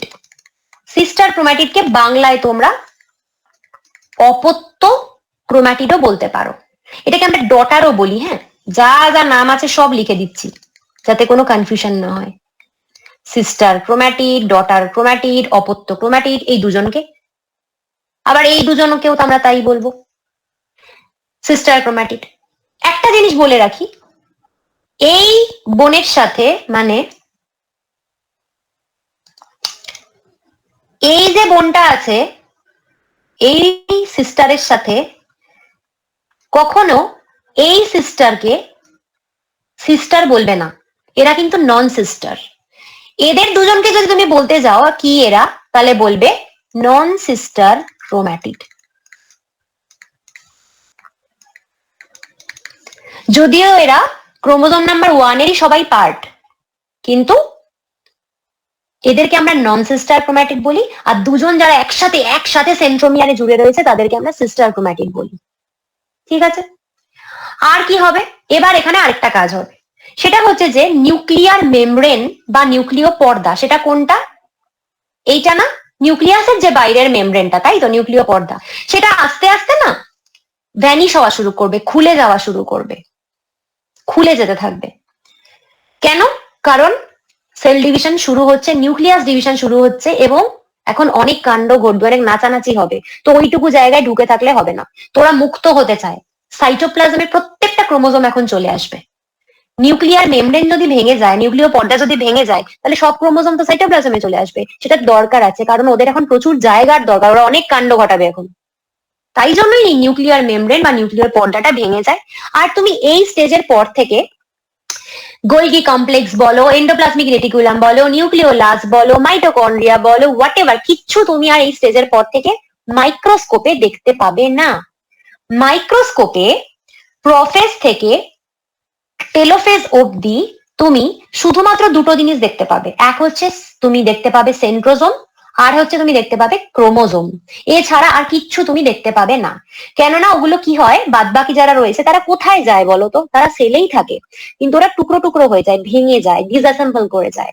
কেন? কারণ ওদের এখন আর কোনো ফাংশন নেই, সেল ডিভিশনে ওদের কোনো ফাংশন নেই, তাই ওরা এখন জায়গা দিচ্ছে, সবাই ভেঙে যাচ্ছে, ভেঙে গিয়ে এই ক্রোমোজোমদের জায়গা দিচ্ছে, তোরা যা পারিস কর বাবা, আমরা সবাই লুকিয়ে পড়ি, তোরা সবাই সরে যায়, ভেঙে যায়, পরে আবার ওরা অ্যাসেম্বল হবে, নিজেরা আবার পরের গঠন তৈরি হবে। ঠিক আছে, তো এখন তুমি আর কাউকে দেখতে পাবে না, হয়ে গেছে প্রোফেজ। মেটাফেজের মতন সোজা জিনিস আর দুনিয়ায় নেই। মেটাফেজে প্রথম কথা যেটা হবে, নিউক্লিয়ার, কেউ টুংটুং করছো, আমি পরে শুনছি, লিখে রাখো একটু। বলছিলাম মানে একটা আছে, ক্রোমাটিড সেন্ট্রোমিয়ার অংশে যুক্ত থাকে প্রোফেজ কথায়। হ্যাঁ, ওটাই তো বললাম বাবা, ওটাই বললাম যে এই যে একই তো চলছে, যে দুটো সিস্টার ক্রোমাটিড সেন্ট্রোমিয়ারে জুড়ে রয়েছে, এটাই তো, কোনো তফাৎ নেই, এখন এরমই চলছে দেখো। আচ্ছা, তোমাদের তো এখানেও জিজ্ঞেস করতে পারে, তাহলে এখানেও এটাই বলবে, কিন্তু এখানে কত বলবে, এন কত আছে, এখানেও 2n 46, কারণ কোনো তফাৎ দেখেছো, আগে যা বললাম এর সাথে কোনো তফাৎ দেখেছো, 2n 46, ডিএনএ এর অ্যামাউন্ট কত, 4c, কিচ্ছু তফাৎ হয়নি এখন অব্দি, যেটা বলছিলাম তোমাদের। রাজু তুমি বুঝেছো, যেটা বললাম ওইটাই বলেছে, লিখে দিয়েছে যে দুটো ক্রোমাটিড জুড়ে রয়েছে। ঠিক আছে ঠিক আছে। আচ্ছা, এবার হচ্ছে মেটাফেজ। মেটাফেজে কি হবে, প্রথম কথা হচ্ছে এই যে নিউক্লিয়ার মেমব্রেন বা নিউক্লিয় পর্দা ভাঙাটা শুরু হয়েছিল, সেটা কমপ্লিট হবে। মানে তুমি এখানে আমি আর নিউক্লিয় পর্দা বা মেমব্রেন আঁকবোই না, কারণ নেই আর, সব ভেঙে চুড়ে গেছে, সবাই এখন মুক্ত ক্রোমোজোম সাইটোপ্লাজমে একেবারে ছড়িয়ে ছিটিয়ে আছে। এবং মন দিয়ে শোনো, মেটাফেজে ক্রোমোজোম গুলো আরো অনেক বেশি ঘনীভূত হয় বা কন্ডেন্স হয়ে যায়, আরো ছোট ছোট হয়ে যায়, মানে একদম কাছাকাছি ডিএনএ গুলো চলে এসেছে। এই জন্য মেটাফেজ স্টেজে তুমি সব থেকে ভালো ক্রোমোজোমকে দেখতে পাবে মাইক্রোস্কোপের তলায়। এই প্রশ্নটা অনেকবার পরীক্ষায় করেছে যে মাইটোসিসের কোন দশায় বা কোন ফেজে সব থেকে ভালো ক্রোমোজোম দেখা যায়, বলবে মেটাফেজ দশায়, কেননা সব থেকে ছোট যেহেতু হয়ে যায়। আচ্ছা, তোমরা হয়তো ভাবছো যে ম্যাম সব থেকে ছোট হলে কি করে দেখবো, অ্যাকচুয়ালি যত ছোট মানে কি বলতো, দেখো ছোট মানে হচ্ছে ডিএনএটা একদম এরকম কাছাকাছি এসে গেছে একদম, এটাকেই তো ঘনীভূত হওয়া বলে, তাই তো, এটাকেই কন্ডেনসেশন বলে। তো তুমি যখন মাইক্রোস্কোপে দেখবে, তুমি তো এমনি দেখতে পাবে না, তোমাকে কোনো রং দিতে হবে, রঞ্জক বা স্টেইন দিতে হবে। যত ঘন জিনিস, যত ডেন্স, তত বেশি স্টেন নেবে, তত একেবারে ডার্ক হয়ে যাবে। তুমি বলো না, যত এরম থাকবে সুতোর মতন তত বেশি স্টেইন নেবে, না যত এরকম থাকবে তত স্টেইন নেবে, যত ঘন হবে, যত ডেন্স হবে, তত চকচক করবে। তো এই স্টেজটায় যেহেতু সব থেকে বেশি কন্ডেনসেশন ক্রোমোজোমের হয় বা ঘনীভবন হয়, তুমি সব থেকে ভালো ক্রোমোজোম দেখতে পাবে মেটাফেজ স্টেজে। এই প্রশ্নটা বহুবার করেছে। আচ্ছা, তো এখানে স্পেশালিটি কি মেটাফেজের? মেটাফেজের স্পেশালিটি হচ্ছে যে তোমার যে দুটো ক্রোমোজোম ছিল তারা সরে আসবে একেবারে মাঝখানে, কারণ নিউক্লিয় পর্দা বা নিউক্লিয়ার মেমব্রেন ভেঙে গেছে। তো এদেরকে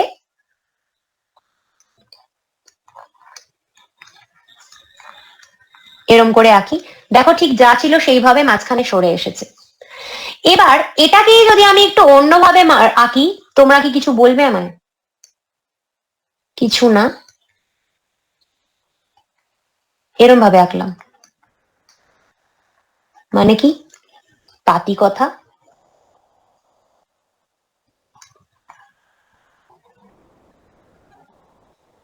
এটাকে আমি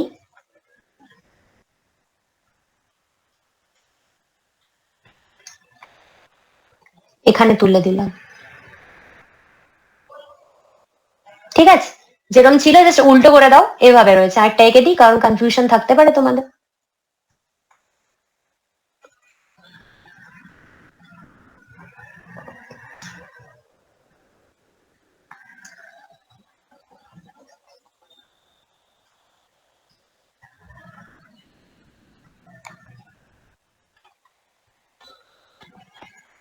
বুঝলে তো? জাস্ট এটাকে আমি এভাবে বসিয়েছি, কারণ এভাবেই বসে, এইভাবে বসলে তোমাদের বুঝতে সুবিধে হবে। তো এটা কোথায় আসলো সেলের? পুরো মাঝামাঝি জায়গায় না? তো এটাকে এই মাঝামাঝি আসলে এটাকে আমরা কি বলি? ইকুয়েটার বলি। আর বাংলায় আমরা এটাকে বলি হচ্ছে নিরক্ষীয় তল বরাবর। নিরক্ষীয় তল বরাবর, ইকুয়েটার বরাবর এইভাবে ক্রোমোজোম গুলো চলে আসে।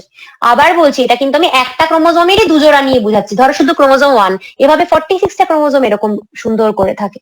তো এরা যে এত সুন্দর করে থাকে না, এটা দেখতে অপূর্ব লাগে মাইক্রোস্কোপে, পুরো মনে হয় ফুলের মতনের মাঝখানে সুন্দর করে রয়েছে। তো এটাকে না বলে হচ্ছে মেটাফেজ প্লেট। Metaphase plate. কেননা একটা প্লেটের, একটা তলে, একটা পার্টিকুলার প্লেন বা তল বা প্লেটে এরা এরকম ভাবে অ্যালাইন হয়, সজ্জিত হয়, ঠিক আছে? আচ্ছা, তো সেন্ট্রোমিয়ার যে বারবার বলছি, তোমাদেরকে পড়িয়েছিলাম মনে আছে চ্যাপ্টার 8-এ? সেন্ট্রোমিয়ারের বাইরের দিকে একটা অংশ থাকে যেটা সেন্ট্রোমিয়ারেরই বেসিক্যালি সারফেসে থাকে, সেটাকে বলে কাইনেটোকোর, যেটা কিছু প্রোটিন দিয়ে তৈরি হয়। সেন্ট্রোমিয়ারেরই এটা পার্ট। সেন্ট্রোমিয়ার আছে তো তার বাইরের সারফেসটায় থাকে। ধরো এরকম যদি থাকে না, তো বাইরের দিকটা থাকে, এটাকে কাইনেটোকোর বলে। এবার দেখো ঘটনাটা কি হয়। তো আমরা দেখেছিলাম যে বেশ কিছু অ্যাস্টার ম্যাস্টার তৈরি হয়েছিল।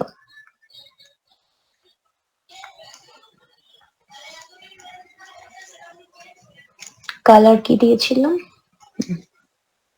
অ্যাস্টারটা এরকম ব্ল্যাক কালার দিয়েছিলাম। এবার আমি বলবো যে অ্যাস্টার আর ইয়ের মধ্যে তফাৎ কি, স্পিন্ডেলের মধ্যে। অ্যাস্টার গুলো না এরকম উপরের দিকে রয়েছে। আরেকটা কি বলেছিলাম দেখো এখানে ছবি লালটা, আরেকটা বলেছিলাম স্পিন্ডেল ফাইবার, বেমতন্তু। স্পিন্ডেল ফাইবার গুলো লম্বা লম্বা এসছে না, বেমতন্তু গুলো, দেখো সেগুলো কি হয়। সেগুলো মিলে চলে আসে সবাই, আমার আঁকাটা তো অত ভালো হচ্ছে না বলে একটু বুঝতে অসুবিধা হচ্ছে, যত স্পিন্ডেল ফাইবার আছে না এরা সবাই মিলে চলে আসে হচ্ছে এই সেন্ট্রোমিয়ার কাইনেটোকোর অঞ্চলে। দেখো কাইনেটোকোর এরিয়াটাকে এই স্পিন্ডেল ফাইবার গুলো বা বেম তন্তুগুলো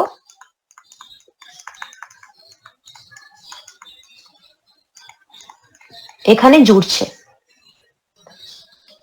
স্পিন্ডেল ফাইবার গুলো বা বেমতন্তু গুলো সবের কাইনেটোকোর মানে সেন্ট্রোমিয়ার, পাতি কথায় সেন্ট্রোমিয়ার গুলোতে অ্যাটাচ হয়। ঠিক যেমন অ্যাটাচ করেছি দেখো, এটা দড়ির মতন, মাইক্রোটিউবিউল তো দড়ির মতন হয়। এবার বলি একটু কথা, আর ওপরে কে রয়েছে কালো কালো গুলো? অ্যাস্টার। এগুলো অ্যাস্টার। তো আমি বললাম ডিফারেন্সটা বলে দেবো। তো বেসিক্যালি দুটোই তো এক জিনিস, বুঝতে পারছো, মাইক্রোটিউবিউল নিয়ে তৈরি। তো অ্যাস্টার কেন তৈরি হয় দেখো, অ্যাস্টার কখনো এত লম্বা হয় না, অ্যাস্টার কখনো সেন্ট্রোমিয়ার অব্দি যায় না, সেন্ট্রোমিয়ার অব্দি স্পিন্ডেল ফাইবার বা বেমতন্তুই যায়। তাহলে অ্যাস্টার কেন তৈরি হয়? অ্যাস্টার তৈরি হয়, অ্যাস্টার গুলো বেসিক্যালি সেন্ট্রোমিয়ারকে একটা সেলের দুদিকে এভাবে ধরে রাখে, সুতোর মতন টানিয়ে রাখে। তো বেসিক্যালি অ্যাটাচ করে রাখে অ্যাস্টার, দুদিকে দুই পোলে, দুটো মেরুতে আছে না সেন্ট্রোমিয়ার, সেখানে ধরে রাখতে সাহায্য করে অ্যাস্টার। সেকেন্ড যেটা করে, এই স্পিন্ডেল ফাইবার বা বেমতন্তু যেগুলো আছে সেগুলোকেও পজিশন হতে হেল্প করে।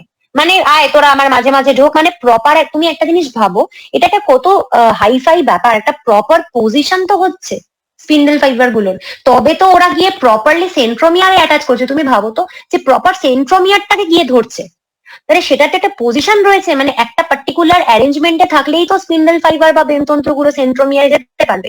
সেই জিনিসটা করতে হেল্প করে অ্যাস্টার গুলো। অ্যাস্টারের মাঝখান দিয়ে স্পিন্ডেল ফাইবার গুলো ঢোকে।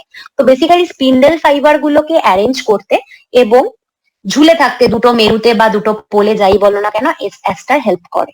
এটাই এদের ডিফারেন্স। ঠিক আছে, আর এই দুটো জিনিসকে একসাথে আমরা বলেছিলাম মাইটোটিক অ্যাপারেটাস বা বেম যন্ত্র, কারণ এরা মেইনলি মাইটোসিসে হেল্প করে, এদের ছাড়া মাইটোসিস হয় না। ঠিক আছে, আচ্ছা, তো এই অবধি বেসিক্যালি এই স্টেজ হলো। চলে যাবো অ্যানাফেজে।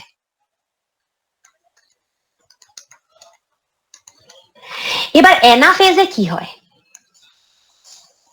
সেল রয়েছে। প্রথম কথা হচ্ছে যে এই যে স্পিন্ডেল ফাইবার গুলো আছে না, এরা, আচ্ছা আবার এখানে বলে দিই, প্রত্যেকটা ফেজে কিন্তু আমি তোমাদের বলছি এখানে ডিপ্লয়েড কিরকম হবে ডিএনএ নাম্বার কত, ডিপ্লয়েড 46, এখনো তো কিছু হতে দেখোনি, প্রথম থেকে সেম রয়েছে, আর 4C অ্যামাউন্ট অফ ডিএনএ, কোনো চেঞ্জ কিন্তু আমি দেখাইনি এখন অব্দি। এইবারে কি হবে? এইবারে যেটা হবে, দুটো ঘটনা ঘটবে। এক হচ্ছে এই যে সেন্ট্রোমিয়ারটা আছে না, সেন্ট্রোমিয়ারটা মাঝখান দিয়ে ভেঙে যাবে। আমি দেখাই তোমাদের কিভাবে ভাঙে। সেন্ট্রোমিয়ারটা ঠিক এইভাবে ফেটে যাবে, এইভাবে ফেটে যাবে। তার ফলে তুমি দেখো এই সিস্টার ক্রোমাটিড আলাদা হয়ে যাবে, কারণ সেন্ট্রোমিয়ার এরা এতক্ষণ জুড়ে ছিল, তো এরা আলাদা হয়ে যাবে। এটাতেও সেম হবে, এই সিস্টার ক্রোমাটিড আলাদা হয়ে যাবে, দুটো সেন্ট্রোমিয়ারে জুড়ে ছিল আলাদা হয়ে যাবে, কারণ সেন্ট্রোমিয়ারটাই তো ভেঙে গেছে। আচ্ছা, তোমাদের আমি একটু স্টেপে একে দুটো জিনিস দেখাই। প্রথমে আমি যেটা করি, সেন্ট্রোমিয়ারটাকে ভাঙি, এই কাজটা করি প্রথমে, তোমাদের বুঝতে তাহলে সুবিধা হবে।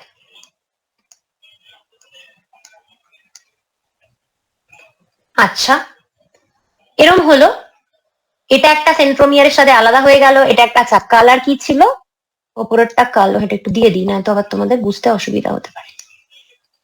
জাস্ট কিছু না, জাস্ট দুটোকে ভাগ করে দিলাম, সেন্ট্রোমিয়ার ভাগ হয়েছে আর আলাদা হয়ে গেছে। এবার কি হবে,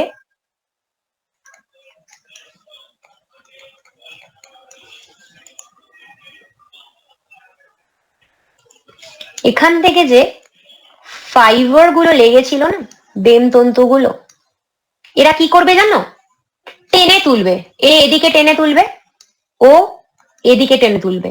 অ্যাকচুয়ালি টেনে তোলে কি করে বলতো, এই ফাইবার বা তন্তুগুলো ছোট হতে থাকে, এগুলো তো প্রোটিন আফটার অল, এরা ভাঙতে থাকে, ছোট হতে থাকে। ও আমি এটা ভুল দিলাম না অ্যারোটা, সরি। এরম ভাবে দুজন দুদিকের দিকে টেনে তুলবে, মানে এই যদি ফাইবারটা ছোট হতে থাকে না, ভাঙতে থাকা মানে তো দেখো, ভাঙতে থাকা মানে এটা অ্যাটাচ আছে, তাই তুলতে থাকবে না, তুলতে থাকবে, দেখো এদিকে তুলছে, আবার এটাও সেম, ভাঙতে থাকা মানে এদিকে তুলতে থাকবে।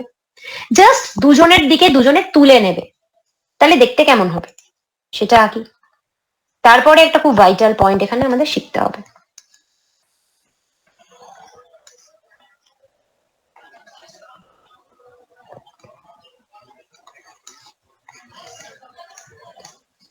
দেখো তুলে তুলে কোথায় নিয়ে গেল, এখানে আর এখানে, একেবারে মাথার কাছে নিয়ে গেল দুজনকে। তো বেসিক্যালি অ্যানাফেজে না,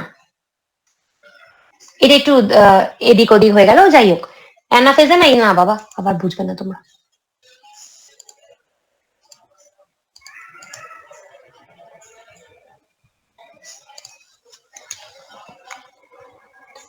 তো বেসিক্যালি এই কাজটাই অ্যানাফেজে হয়। এবার আমাকে বলো, যখন দুজন আলাদা হয়ে গেছে, এদেরকে আমরা প্রপার ক্রোমোজোম হিসেবে কাউন্ট করব না, এদেরকে আমরা প্রপার ক্রোমোজোম বলবো তো, আর সিস্টার ক্রোমাটিড বলবে তুমি, দুজন আলাদা আলাদা সেন্ট্রোমিয়ার পেয়ে গেছে তো, তাহলে ক্রোমোজোম হয়ে গেল না এরা? তাই যদি হয় তাহলে 4C অ্যামাউন্ট ডিএনএ ছিল, সে তো কোনো চেঞ্জ হলো না, কিন্তু তুমি কি এখন এদের 2N কন্ডিশন বলতে পারো, 46টা ক্রোমোজোম বলতে পারো? পারো না, তোমার বলতে হবে 4N, 92টা ক্রোমোজোম। কেন বলো তো, ধরো এতক্ষণ যে এখানে একটা ক্রোমোজোমই ছিল, একটার দুটো ছিল, ক্রোমোজোম নাম্বার 1 নিয়ে তোমাদের বোঝাচ্ছিলাম, ক্রোমোজোম নাম্বার 1 এর দুটো ছিল, তাহলে এখানে ক্রোমোজোম নাম্বার 1 এর কটা হলো, 1 2 3 4, তাহলে 4টে ক্রোমোজোম তৈরি হয়ে গেল না, দুটো থাকার কথা 4টে তৈরি হয়ে গেল। তার মানে এখন অ্যানাফেজ স্টেজে কি হয়, 92টা বা 4N নাম্বার ক্রোমোজোম থাকে। এই নাম্বারগুলো এত জোর দিচ্ছি কারণ এগুলো থেকে এখানে প্রশ্ন দেয়, ঠিক আছে, এখানে এইটুকুই হয়। নেক্সট স্টেজ কিচ্ছু না, টেলোফেজ। দেখো যে যেখানে যাওয়ার চলে গেছে। কারণ এটা কেন হলো এত নটাঙ্কি বলতো? বাস চারটে ক্রোমোজোমের মধ্যে দুটো ক্রোমোজোম একটা সেল পাবে, দুটো ক্রোমোজোম একটা সেল পাবে, তার জন্য তো এত কাণ্ড করা? কিচ্ছু না, পাতি মাঝখান দিয়ে এটাকে এরকম করে দাও। তো ওপরে এখন আমি এরকম করেই যাচ্ছি, হ্যাঁ, ওখানে তোমার দুটো ক্রোমোজোম আছে, এখানে তোমার দুটো ক্রোমোজোম রয়েছে, সবই কিন্তু 1 নম্বর ক্রোমোজোম। আমি জাস্ট 1 নম্বর ক্রোমোজোম নিয়ে বোঝাচ্ছিলাম এই ক্রোমোজোম কি করে ডাবল হয় বুঝলে। এবারে যেটা হবে, টেলোফেজ হচ্ছে জাস্ট প্রোফেজের অপোজিট। প্রোফেজে যা করেছিলে টেলোফেজে সেগুলোই উল্টো করে দাও। যেমন প্রথম হবে হচ্ছে ক্রোমোজোম গুলো এবার ডিকন্ডেনসেশন হবে। মানে কি? ওফ বাবা হয়ে গেছে, এবার আবার রিল্যাক্স হবে। মানে এই যে ঘনীভূত হয়েছিল, কন্ডেন্সড হয়েছিল, ছোট হয়ে গেছিল, আর ওসব ধার ধারবে না, এবার আবার রিল্যাক্সড হয়ে যাবে। বাবা ডিভিশন শেষ, একটা বড় কাজ কমপ্লিট করেছে। আমরা ঠিক যেমন পরীক্ষার পরে রিল্যাক্সড হয়ে যাই, ক্রোমোজোম গুলো তাই করবে, তো ডিকন্ডেনসেশন ঘটবে। নেক্সট কি হবে? ক্রোমোজোম গুলো উল্টো দিকে তো চলেই এসেছে, এবার আবার যেহেতু এরা ডিকন্ডেন্সড হয়ে যাবে, হালকা হয়ে যাবে, তুমি তোমার মাইক্রোস্কোপে ভালো করে এদের দেখতে পাবে না। কারণ কি বলেছি, মাইক্রোস্কোপে দেখতে পাওয়ার জন্য যত বেশি ঘনীভূত বা কন্ডেন্সড হবে তত ভালো তুমি মাইক্রোস্কোপে দেখতে পাবে। তো এদেরকে তুমি আর দেখতে পাবে না, কারণ এরা এবার অনেক হালকা হয়ে যাবে। দেখতে পাবে না বলা ভুল, দেখা যায় কিন্তু খুব হালকা দেখা যায়, ভালো দেখা যায় না। এবার বাদ বাকি সবাইকে তৈরি করো। নিউক্লিয় পর্দা, নিউক্লিয়ার মেমব্রেন ফার্স্ট তৈরি করো। এনএম নিউক্লিয়ার মেমব্রেন, হ্যাঁ, নিউক্লিয় পর্দা। নেক্সট যা যা চলে গেছিল, নিউক্লিওলাস ভেতরে থাকে, তো তৈরি করে দাও নিউক্লিওলাস। শুধু তাই না, যত জিনিসপত্র গলগি কমপ্লেক্স, এন্ডোপ্লাজমিক রেটিকিউলাম, যা যা যে সব বলেছিলাম না হারিয়ে গেছিল, টুকরো টুকরো হয়ে গেছিল, তারা আবার গঠন নতুন করে হবে, অ্যাসেম্বল হয়ে যাবে, হয়ে গিয়ে সবাই মার্কেটে চলে এলো। কেননা দুটো সেল তো হয়েই গেছে, জাস্ট এবার দেখেছো তাহলে ক্যারিওকাইনেসিস মানে কি? ক্যারিওকাইনেসিস মানে দুটো নিউক্লিয়াসের ডিভিশন, দুটো নিউক্লিয়াসের ভাগ হয়ে যাওয়া। এই যে নিউক্লিয়াস, এই যে নিউক্লিয়াস। কিন্তু দেখো সাইটোপ্লাজম এখনো সেম আছে না? এই পুরোটাই তো সাইটোপ্লাজম। তোমাদের মনে আছে আমি তোমাদেরকে অনেকবার এই জিনিসটা পড়িয়েছি যে অনেক সময় সাইটোকাইনেসিস আর হয় না। সাইটোকাইনেসিস মানে এবার যেটা হবে সাইটোপ্লাজমের ডিভিশন। তো সাইটোকাইনেসিস যদি না হয়, তুমি ভাবো একটা সেলে দুটো নিউক্লিয়াস। তো এরকম তোমাদেরকে আমি অনেকবার অনেক কিছুতে পড়িয়েছি যে সেই কন্ডিশনটাকে সিনসিটিয়াম বলে। তোমাদের আমি মোল্ডে পড়িয়েছি, তোমাদের আমি নারকেলের এন্ডোস্পার্মে পড়িয়েছি, অনেক জায়গায় পড়িয়েছি।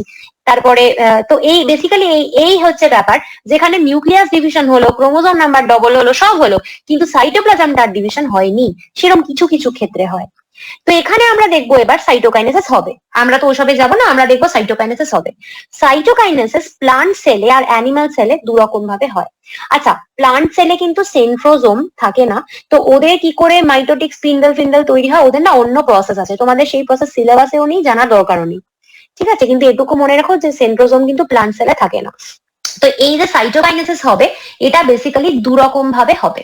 তো কিরকম ভাবে হবে, এখানে একটা খুব সুন্দর ছবি আমি এনেছি।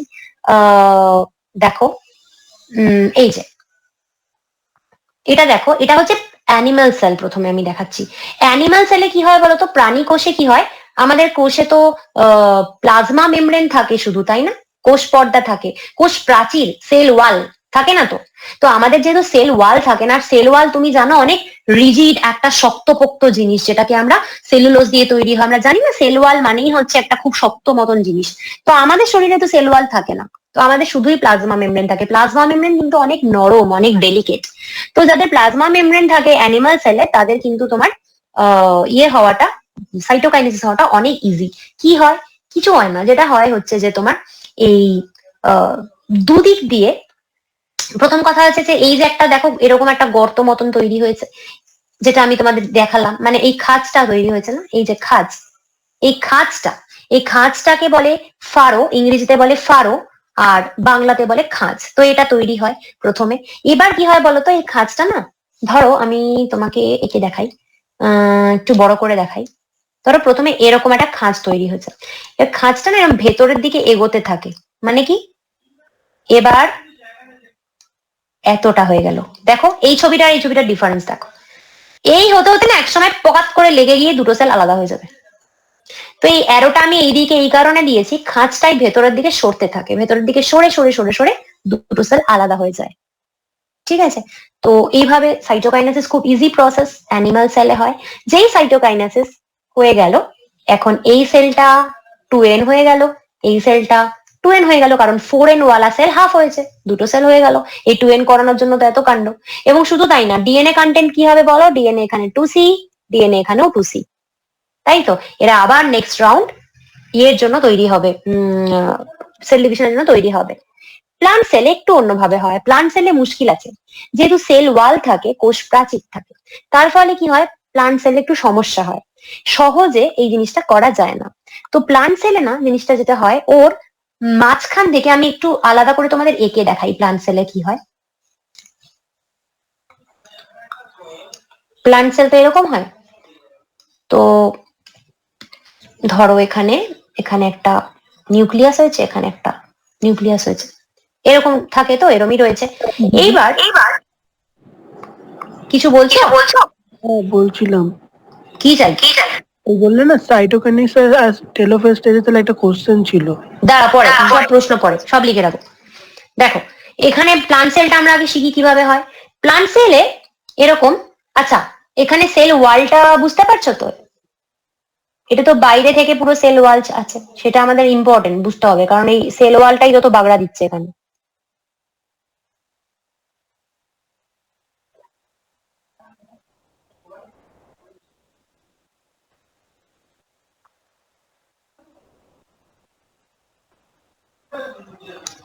এটা হচ্ছে সেল ওয়াল। আচ্ছা, এবার দেখো এদের মজাটা কিরম। এদের না ওইরকম ভাবে ফাড়ো টাড়ো তৈরি হয় না, যে খাজ হলো ওই সমস্ত হয় না। এদের মাঝখানে কিছু এরকম জিনিস তৈরি হয়। জিনিস বলতে যেটা হয়, এদের এরকম মাঝখানে কিছু টুকরো টুকরো, তোমার মাঝখান থেকে কিছু টুকরো টুকরো জিনিস তৈরি হয়, এগুলোকে বলে ফ্র্যাগমোপ্লাস্ট।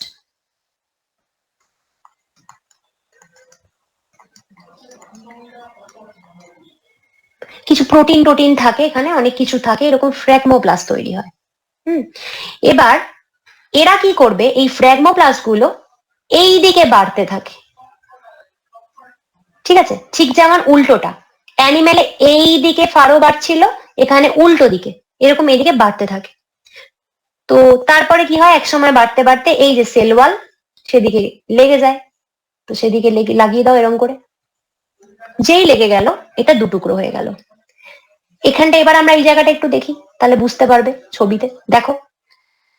আচ্ছা, আর এই ফ্র্যাগমোপ্লাস্ট যখন বেড়ে বেড়ে এরকম দুদিকে লেগে যায়, তাকে আমরা সেল প্লেট বলি। তো বেসিক্যালি তোমরা এখানে তোমাদের কনফিউশন হয় যদি, আমি একটা রং করে দেখিয়ে দিচ্ছি। এরকম টুকরো টুকরো কিছু ফ্র্যাগমোপ্লাস্ট প্রথমে তৈরি হয়, এরকম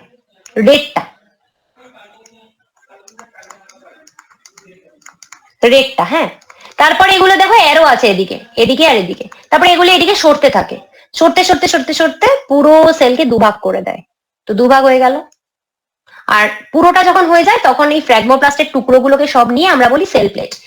আর এই যে ভাগ হয়ে গেল, মাঝখানে তাহলে পড়ে রইলো কি, মাঝখানে সেই প্রোটিন টোটিন গুলো পড়ে রইলো, সেইগুলো মিলেই তৈরি করে মিডল ল্যামেলা বা মধ্যচ্ছদা। তোমাদেরকে আমি বলেছিলাম যে প্লান্ট সেল কিভাবে থাকে, এটা যদি একটা প্লান্ট সেল হয়, এটা যদি একটা প্লান্ট সেল হয়, তাহলে এটাও সেল ওয়াল হবে, এটাও সেল ওয়াল হবে, সেটা আমরা জানি। সেল ওয়াল প্রাইমারি সেকেন্ডারি এসব আমরা পড়েছি, মনে করে দেখো। আমি তোমাদের প্লান্ট সেলে পড়িয়েছি কিন্তু, যে মাঝে একটা জোন থাকে, বেসিক্যালি সেটা দুটো সেলের ক্ষেত্রে কমন হয়, তো সেটাকে বলে মিডল ল্যামেলা, মিডল ল্যামেলা বা মধ্যচ্ছদা। তো সেটাই তো এটা হলো, যেই ভেঙে গেল মাঝখানটায় কি রয়ে গেল, দুটো সেলের মাঝে রয়ে গেল মিডল ল্যামেলা বা মধ্যচ্ছদা, এইভাবে হয়। আর তোমার মাইটোকন্ড্রিয়া, ক্লোরোপ্লাস্ট, এইগুলো সব এবার বিভিন্ন, অ্যাকচুয়ালি শোনো, তোমাদের বইতে বলেছে মাইটোকন্ড্রিয়া ক্লোরোপ্লাস্ট দুটো যে বাচ্চা সেল তার মধ্যে চলে আসে। এখন ঘটনাটা হচ্ছে যে সেটা প্লান্ট সেলের ক্ষেত্রে হয় না, অ্যানিমাল, মানে ক্লোরোপ্লাস্ট ডেফিনেটলি প্লান্ট সেলের ক্ষেত্রে হয়, আর মাইটোকন্ড্রিয়া তো অ্যানিমাল সেলের ক্ষেত্রে হয়। যে কোনো ক্ষেত্রেই সমস্ত ডিস্ট্রিবিউশন গুলো, মানে যা যা হওয়া বাকি ছিল, দেখো সাইটোপ্লাজম হাফ হচ্ছে, তাহলে সাইটোপ্লাজমের মধ্যে তো এখন সবকিছু ডবল অ্যামাউন্ট রয়েছে, তাই না? মাইটোকন্ড্রিয়া বলো, গোলগি বলো, সব ডাবল অ্যামাউন্ট রয়েছে। তো তারা আর কি দুদিকে চলে যায়, সেটাই বলেছে, দুটো সেলের মধ্যে সমস্ত জিনিসপত্র কিছু ওখানে চলে গেল, কিছু এখানে চলে গেল, বন্টন হয়, ডিস্ট্রিবিউশন হয়। ঠিক আছে, আচ্ছা এবার হচ্ছে যে G0 ফেজ বলবো। G0 ফেজ বলার পরে তারপরে আমি অন্য কিছু বলবো। আচ্ছা আমি কি ছবিতে দিয়েছি?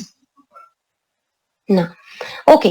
দেখো এই যে আমরা এখানটাতে এই ফেজটা দেখছিলাম না, দেখো এই সেল সাইকেলটা দেখছিলাম না, তো কিছু সেল আছে, ধরো সে মনে করলো আমি এখন আর বিভাজন করব না, প্রত্যেকটা সেলেরই তো ডিভিশন করার একটা টাইম আছে, তারপরে আর করবে না। আমি তো তোমাদের প্রথমেই বললাম একটা পার্টিকুলার রিজন হলেই কেউ ডিভিশন করে, আদারওয়াইজ করে না। কিছু সেল ছাড়া বাদ বাকিরা কোনো প্রয়োজনে সেল ডিভিশন করে, আদারওয়াইজ করে না। তো কোনো একটা সেল মনে করলো যে আমি আর সেল ডিভিশন করব না, তো তখন কি হয়? তো তখন সেলটা G1 ফেজে আসে, এসে ভাবে প্রথমে কি করব কি করব না, কি করব না। তো একটু সাইজ বাড়ালো, বাড়িয়ে দেখলো যে না ভাল লাগছে না, পাতি এখান থেকে বেরিয়ে যায়। বেরিয়ে এই ফেজটাকে আমরা বলি G0 ফেজ। G0 ফেজকে অ্যাকচুয়ালি এটার মানে হচ্ছে তোমার যে জিরো কেন, কারণ ও হচ্ছে চুপ করে বসে আছে, ও এখন আর কিছুই করবে না। তো এটাকে আমরা নিষ্ক্রিয় দশা এই কারণে বলতে পারি, বা এটাকে ইংরেজিতে আমরা বলি হচ্ছে কুইসেন্ট স্টেজ। এ কারণেই বলি কারণ এ কিচ্ছু করে না, তো এখানে চুপ করে বসে থাকে, সেলটা এরকম হয় চুপ করে বসে আছে। এবার ধরো কোনো সময় ওর মনে হলো যে আমি আবার সেল ডিভিশন করব, কেন আমি অনেকদিন ধরে সেল ডিভিশন করি না, করব। তখন কি করবে বলতো? ও আবার পাতি G1 এ ঢুকবে। কারণ শোনো, G1 না হলে সেল ডিভিশন হবে না, G1 তো হতেই হবে, ও তো ডিএনএ সিনথেসিস করার আগে G1 হতেই হবে। তো বেসিক্যালি G0 ফেজ হচ্ছে এমন একটা ফেজ যেখানে কোনো সেল ডিভিশন হয় না, চুপ করে বসে থাকে। তো G1 থেকে বেরিয়ে G0 এ যায়, আবার G0 থেকে চলে আসে হচ্ছে G1 এ, যখন ওর মনে হয় আমি সেল ডিভিশন করব। ঠিক আছে, আচ্ছা এর কটা তাৎপর্য বা সিগনিফিকেন্স আছে, যে মাইটোসিস কেন দরকার, এত কাণ্ড কেন, মাইটোসিসের প্রয়োজনটা কোথায়, তো সেটার যে সিগনিফিকেন্স গুলো সেটা একবার চট করে বলে দেবো, তাহলে শেষ হয়ে যাবে, তারপর আমি সবার প্রশ্ন শুনবো। প্রথম হচ্ছে যে মাইটোসিসে যেটা করে, মাইটোসিস হলে ধরো একটা জাইগোট আছে, জাইগোটে আমরা কি জানি যে ডিম্বাণু শুক্রাণু মানে এগ আর স্পার্মের মিলনে জাইগোট তৈরি হয়, তো জাইগোট 2n হয়, ডিপ্লয়েড হয়। তো এই জাইগোট তো একটাই সেল, এটা তো জানি আমরা, এতদিনে শিখে গেছি জাইগোট হচ্ছে একটাই সেল, সিঙ্গেল সেল বা এক কোষী। তো এবার এটাকে তো তোমার এটার থেকেই তো তোমার অ্যাডাল্ট একটা বাচ্চা তৈরি হয়, তাই না? তো হাজার হাজার হাজার হাজার সেল তৈরি করতে হয়, তো দেখো সেটা ডেফিনেটলি মাইটোসিসের ফলেই হবে। ওকে, তারপরে হচ্ছে দেখো সব থেকে বড় কথা যে প্রত্যেকটা আমাদের বডিতে, তোমার বডিতে সব সেলে 46টাই ক্রোমোজোম আছে, শুধুমাত্র ছেলেদের স্পার্ম আর মেয়েদের এগ ছাড়া, সেটা তো আমরা পরের দিন পড়বো। কিন্তু বাদবাকি সমস্ত সেলে আমাদের 46টাই ক্রোমোজোম রয়েছে। তো তোমাকে এই 46টা ক্রোমোজোম যদি বজায় রাখতে হয়, তোমাকে মাইটোসিসই করতে হবে। তুমি মাইটোসিস হওয়ার পরে তুমি আজকে শিখে গেলে যে কি সুন্দরভাবে 46টা করে ক্রোমোজোমই প্রত্যেক সেলে থাকে। এই জন্যই মাইটোসিসকে না ইকুয়াল ডিভিশন বা সম বিভাজন বলে, এই জন্যই বলে প্রত্যেক সেলে 46টা করে ক্রোমোজোম। এবং তার ফলে কি হয়, একটা পার্টিকুলার স্পিসিস বা একটা পার্টিকুলার প্রজাতিতে, ধরো আমরা মানুষ, আমাদের সব সেলেই 46টা ক্রোমোজোম থাকবে, এটা কনস্ট্যান্ট, ধ্রুবক থাকে এই জিনিসটা। তো এটা তো হওয়া জরুরি রয়েছে, তোমার একটা সেলে 20টা ক্রোমোজোম, একটা সেলে 46টা ক্রোমোজোম, এরকম হলে তো হবে না, তাই না? তো এটা তাছাড়া জীবের গ্রোথ বা বৃদ্ধিতে হেল্প করে। একটা ছোট বাচ্চা আছে, একটা ছোট্ট বাচ্চা, সেটাও তো তোমাদের শিখতে হবে। ধরো এইটুকু একটা ছোট বাচ্চা আছে, ও এখন সবে জন্মেছে, বছর 3 বয়স ওর। তো এখান থেকেও তোমার আমার মতন বড় মানুষ তৈরি হলো। তো দেখো এখন যে এতটা বড় হলো, তো কি করে হলো? সেল ডিভিশন তো হলো, ওর তো সেল ডিভিশন হয়েছে বলেও এত বড় মানুষ তৈরি হয়েছে। কারণ ওর এইটুকু বডিতে যে কটা সেল, এই বডিতে কি সে কটা সেল? তা তো না, প্রচুর প্রচুর সেল তো তৈরি হবে। তাহলে এখানেও একটা সেল ডিভিশন হয় বলে কি হয়, ও বৃদ্ধি হয় বা গ্রোথ হয়। তারপরে হচ্ছে তোমার কি হয় যে ধরো কখনো, যেটা বলছিলাম তোমাদের, সেল রিপেয়ার বা ক্ষয়পূরণ, কখনো কোনো ইনফেকশন হলো, কখনো কোনো বাইরে থেকে কাট হলো, ইনজিওরি হলো, তো তখনও কিন্তু মাইটোসিস করে ওই জায়গাটাকে আবার প্রতিস্থাপন বা রিপ্লেস করা যায়। আর এখানে একটা ব্যাপার, জিনোমের শুদ্ধতা বজায় রাখে বা জিনোমের পিওরিটি বজায় রাখে। তোমার এখানে যে একটা সেল, ধরো এই একটা সেল যে দুটো সেল তৈরি করলো, তো এখানে ক্রোমোজোম ঠিক যেমন হবে, এখানেও ক্রোমোজোম সেম হবে, এবং এখানে জিনের যেরকম অ্যারেঞ্জমেন্ট, যেভাবে জিন থাকে, এখানেও তাই হয়। কেন? কারণ এখানে তো জিন এক্সচেঞ্জের মতন কোনো প্রসেস আমরা শিখিনি, যেটা আমরা মিওসিসে গিয়ে শিখবো।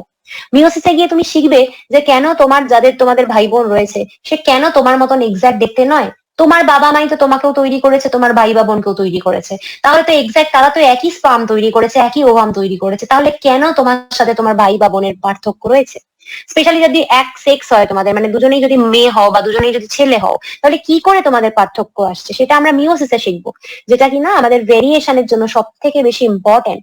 যে মিওসিস দরকার হয় তবেই আমরা দুজন ভাই বোন হলেও আমরা আলাদা রকম হই, কিন্তু মাইটোসিসে তো তা নয়।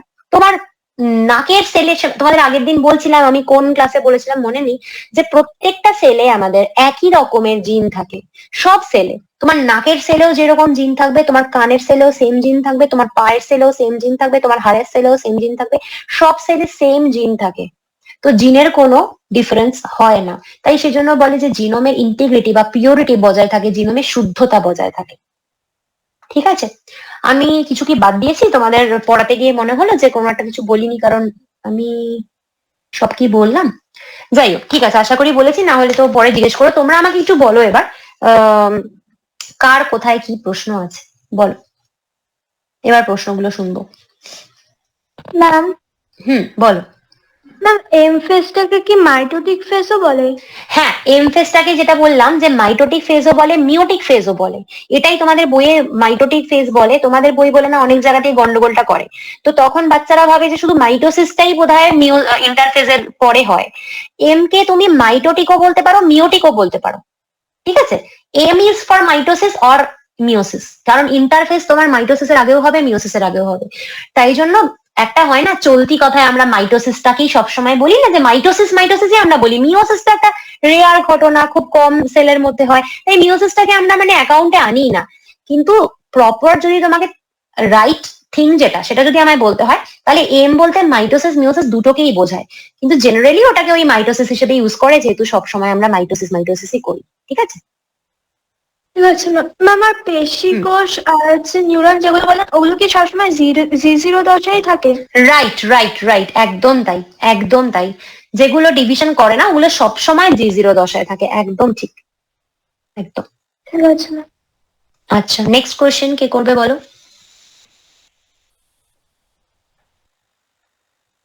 ম্যাম বলছিলাম যে আপনি যে বললেন যে ইয়েতে ক্রোমোজোমের ঘনত্বটা কমে যায়, এবার বলছিলাম ঘনত্ব কমলে জায়গা কমছে ওখানে, ডিএনএ তাহলে মানে খুলছে কি করে ভাঁজগুলো?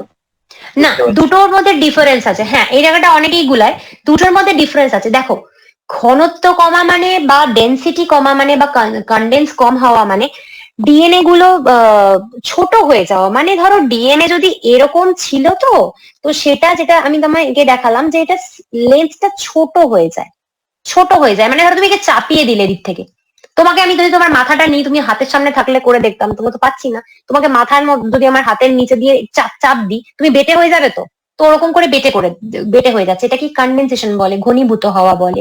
কিন্তু সেকেন্ড যে পয়েন্টটা, যে ট্যাঙ্গেল হওয়া, জট ছাড়ানোর ব্যাপারটা, সেটা তো হতেই পারে। দেখো সেখানে ডিএনএ তে না যখন এরকম ছিল, তখন এটা এরকম অনেক জট ছিল এরকম। অ্যাকচুয়ালি সবে ইয়ে হয় তো, রেপ্লিকেশন হয়, তো কিছু জায়গা জট মুক্ত হয়, কিছু জায়গা আবার জট হয়ে যায়, যেটা আগে হয়ে গেছে রেপ্লিকেশন, সেখানে জট হয়ে গেছে। এইখানে যেটা হবে, জট গুলো ছাড়িয়ে যায়, এরম হয়ে যায়, এরম হয়ে যায়। তার মানে এই কখনো না যে ডিএনএটার সাইজ, মানে তুমি হয়তো ভাবছো যে জট যত বাধা থাকবে তত ছোট হয়ে যাবে, তা নয়। দুটো আলাদা মানে আছে। জট খুলে যায়, কিন্তু ওপর থেকে নামালে যদি হয়, যেটা বললাম চেপে দাও, তো সেই জিনিসটা হয়ে যায়, ছোট হয়ে যায়। ঠিক আছে, এটা ম্যাম সবসময় এটার মানে একটা জিনিস বললেন না, G1S আর G2 এগুলো মানে মিওসিসও সমান পড়াবেন? মিওসিসেও সেম হয়, আমি আর পড়াবো না, কারণ সেম জিনিস। মিওসিস আমি ডাইরেক্ট মিওসিস থেকেই শুরু করব, কিন্তু সেম জিনিস G1S G2 মিওসিসের আগেও হয় ডেফিনেটলি, কিন্তু কারণ এম তোমাকে। দশাটা কি আলাদা হয় তো দুজনের ক্ষেত্রে? হ্যাঁ, এমটা হচ্ছে ওখানে মিওসিস, এখানে মাইটোসিস। আচ্ছা। ঠিক আছে, দেখো ধরো একটা, এই জায়গাটা আমি, ও যে প্রশ্নটা করেছে না ওই ছোট হয়ে যাওয়া ব্যাপারটা, আমি বুঝতে পেরেছি। এটা না আমাকে প্রত্যেকবার সবাই প্রশ্ন করে, এটা সবারই একটা কনফিউশন হয়। একটা ছোট জিনিস বোঝাই, একটা উলের বল আছে তোমার, উলের না, একটা বাড়িতে বাবাদের পাজামাতে যে সুতো ভরে না, সেই সুতোগুলো কল্পনা করো। সাদা রঙের যে সুতো হয় না বাবাদের পাজামায় ভরে, ধরো এরম একটা সুতো আছে, ঠিক আছে, এটা লম্বা আছে, তো এরম হতেই পারে সুতোটার মাঝে গিট আছে, হতেই পারে। এরম আছে। সুতরাং মাঝে মাঝে গিট আছে কিন্তু সুতরে লম্বা আছে। প্রথম যেটা করো তুমি গিটগুলো খুলে দাও। তো গিটগুলো খুলে দিলে স্বাভাবিক কথা তোমরা বুঝতেই পারছো সুতরে অনেক লম্বা হয়ে যাবে, তাই তো হবে, গিটটা খুলে দিলে এরম হয়ে যাবে। কিন্তু গিটটা খুলে দিলে এবার তুমি এটাকে ঘিচিমিচি করে একসাথে রাখো এরম করে, তাহলে ছোট হলো কিনা, কন্ডেনসেশন হলো কিনা, ঘনীভূত হলো কিনা, কিন্তু জট তো নেই। এবার বোঝা গেছে? ম্যাম বলছিলাম যে জি1 এই থেকে তুমি আগে বলো এটা বুঝেছো কিনা। হ্যাঁ হ্যাঁ আচ্ছা হ্যাঁ বলো। বলছিলাম জি1 ফেজ থেকে এস ফেজে যখন যায়, ছবিটা দিয়েছেন নোটে, এবার এখানে মানে নর্মাল ক্রোমোজোম থেকে ওদের সিস্টার মানে ক্রোমাটিড তৈরি হচ্ছে, এইটা হ্যাঁ ওই ছবিটা। এবার বলছিলাম তখনই কি ডিএনএ দুভাগ মানে দুটো ইয়ে হয়ে যাচ্ছে? এস ফেজেই হচ্ছে, একদম একদম ডিএনএ এস ফেজেই হচ্ছে। এস ফেজ নামটাই ওই জন্য, সিনথেসিস, সংশ্লেষ, এস ফেজ এটা হচ্ছে। ম্যাম জিজ্ঞেস করছিলাম যে আমরা যে কালকে যেটা জানলাম মানে 12 ক্লাসে ডিএনএ এর প্রতিলিপি, এবার ওই সব জিনিস এই টাইমেই হয়? Exactly, this is a very good question. Exactly, যারা 12 এ পড়েছো রেপ্লিকেশন বা প্রতিলিপিকরণ পড়েছো সেটা এই এস ফেজে হয়। This is very good question, এটা আমারই তোমাদের বলা উচিত ছিল। একদম তাই, এই এস ফেজে সেটা হয়। ঠিক আছে, এই স্টেজটাতেই একমাত্র ডিএনএ রেপ্লিকেশন হয়, আর কোথাও হয় না। দয়া করে কোথাও আর লাগিও না, কোথাও আর রেপ্লিকেশন হয় না, এই একমাত্র এস ফেজে হয়। ঠিক আছে, আর বলো।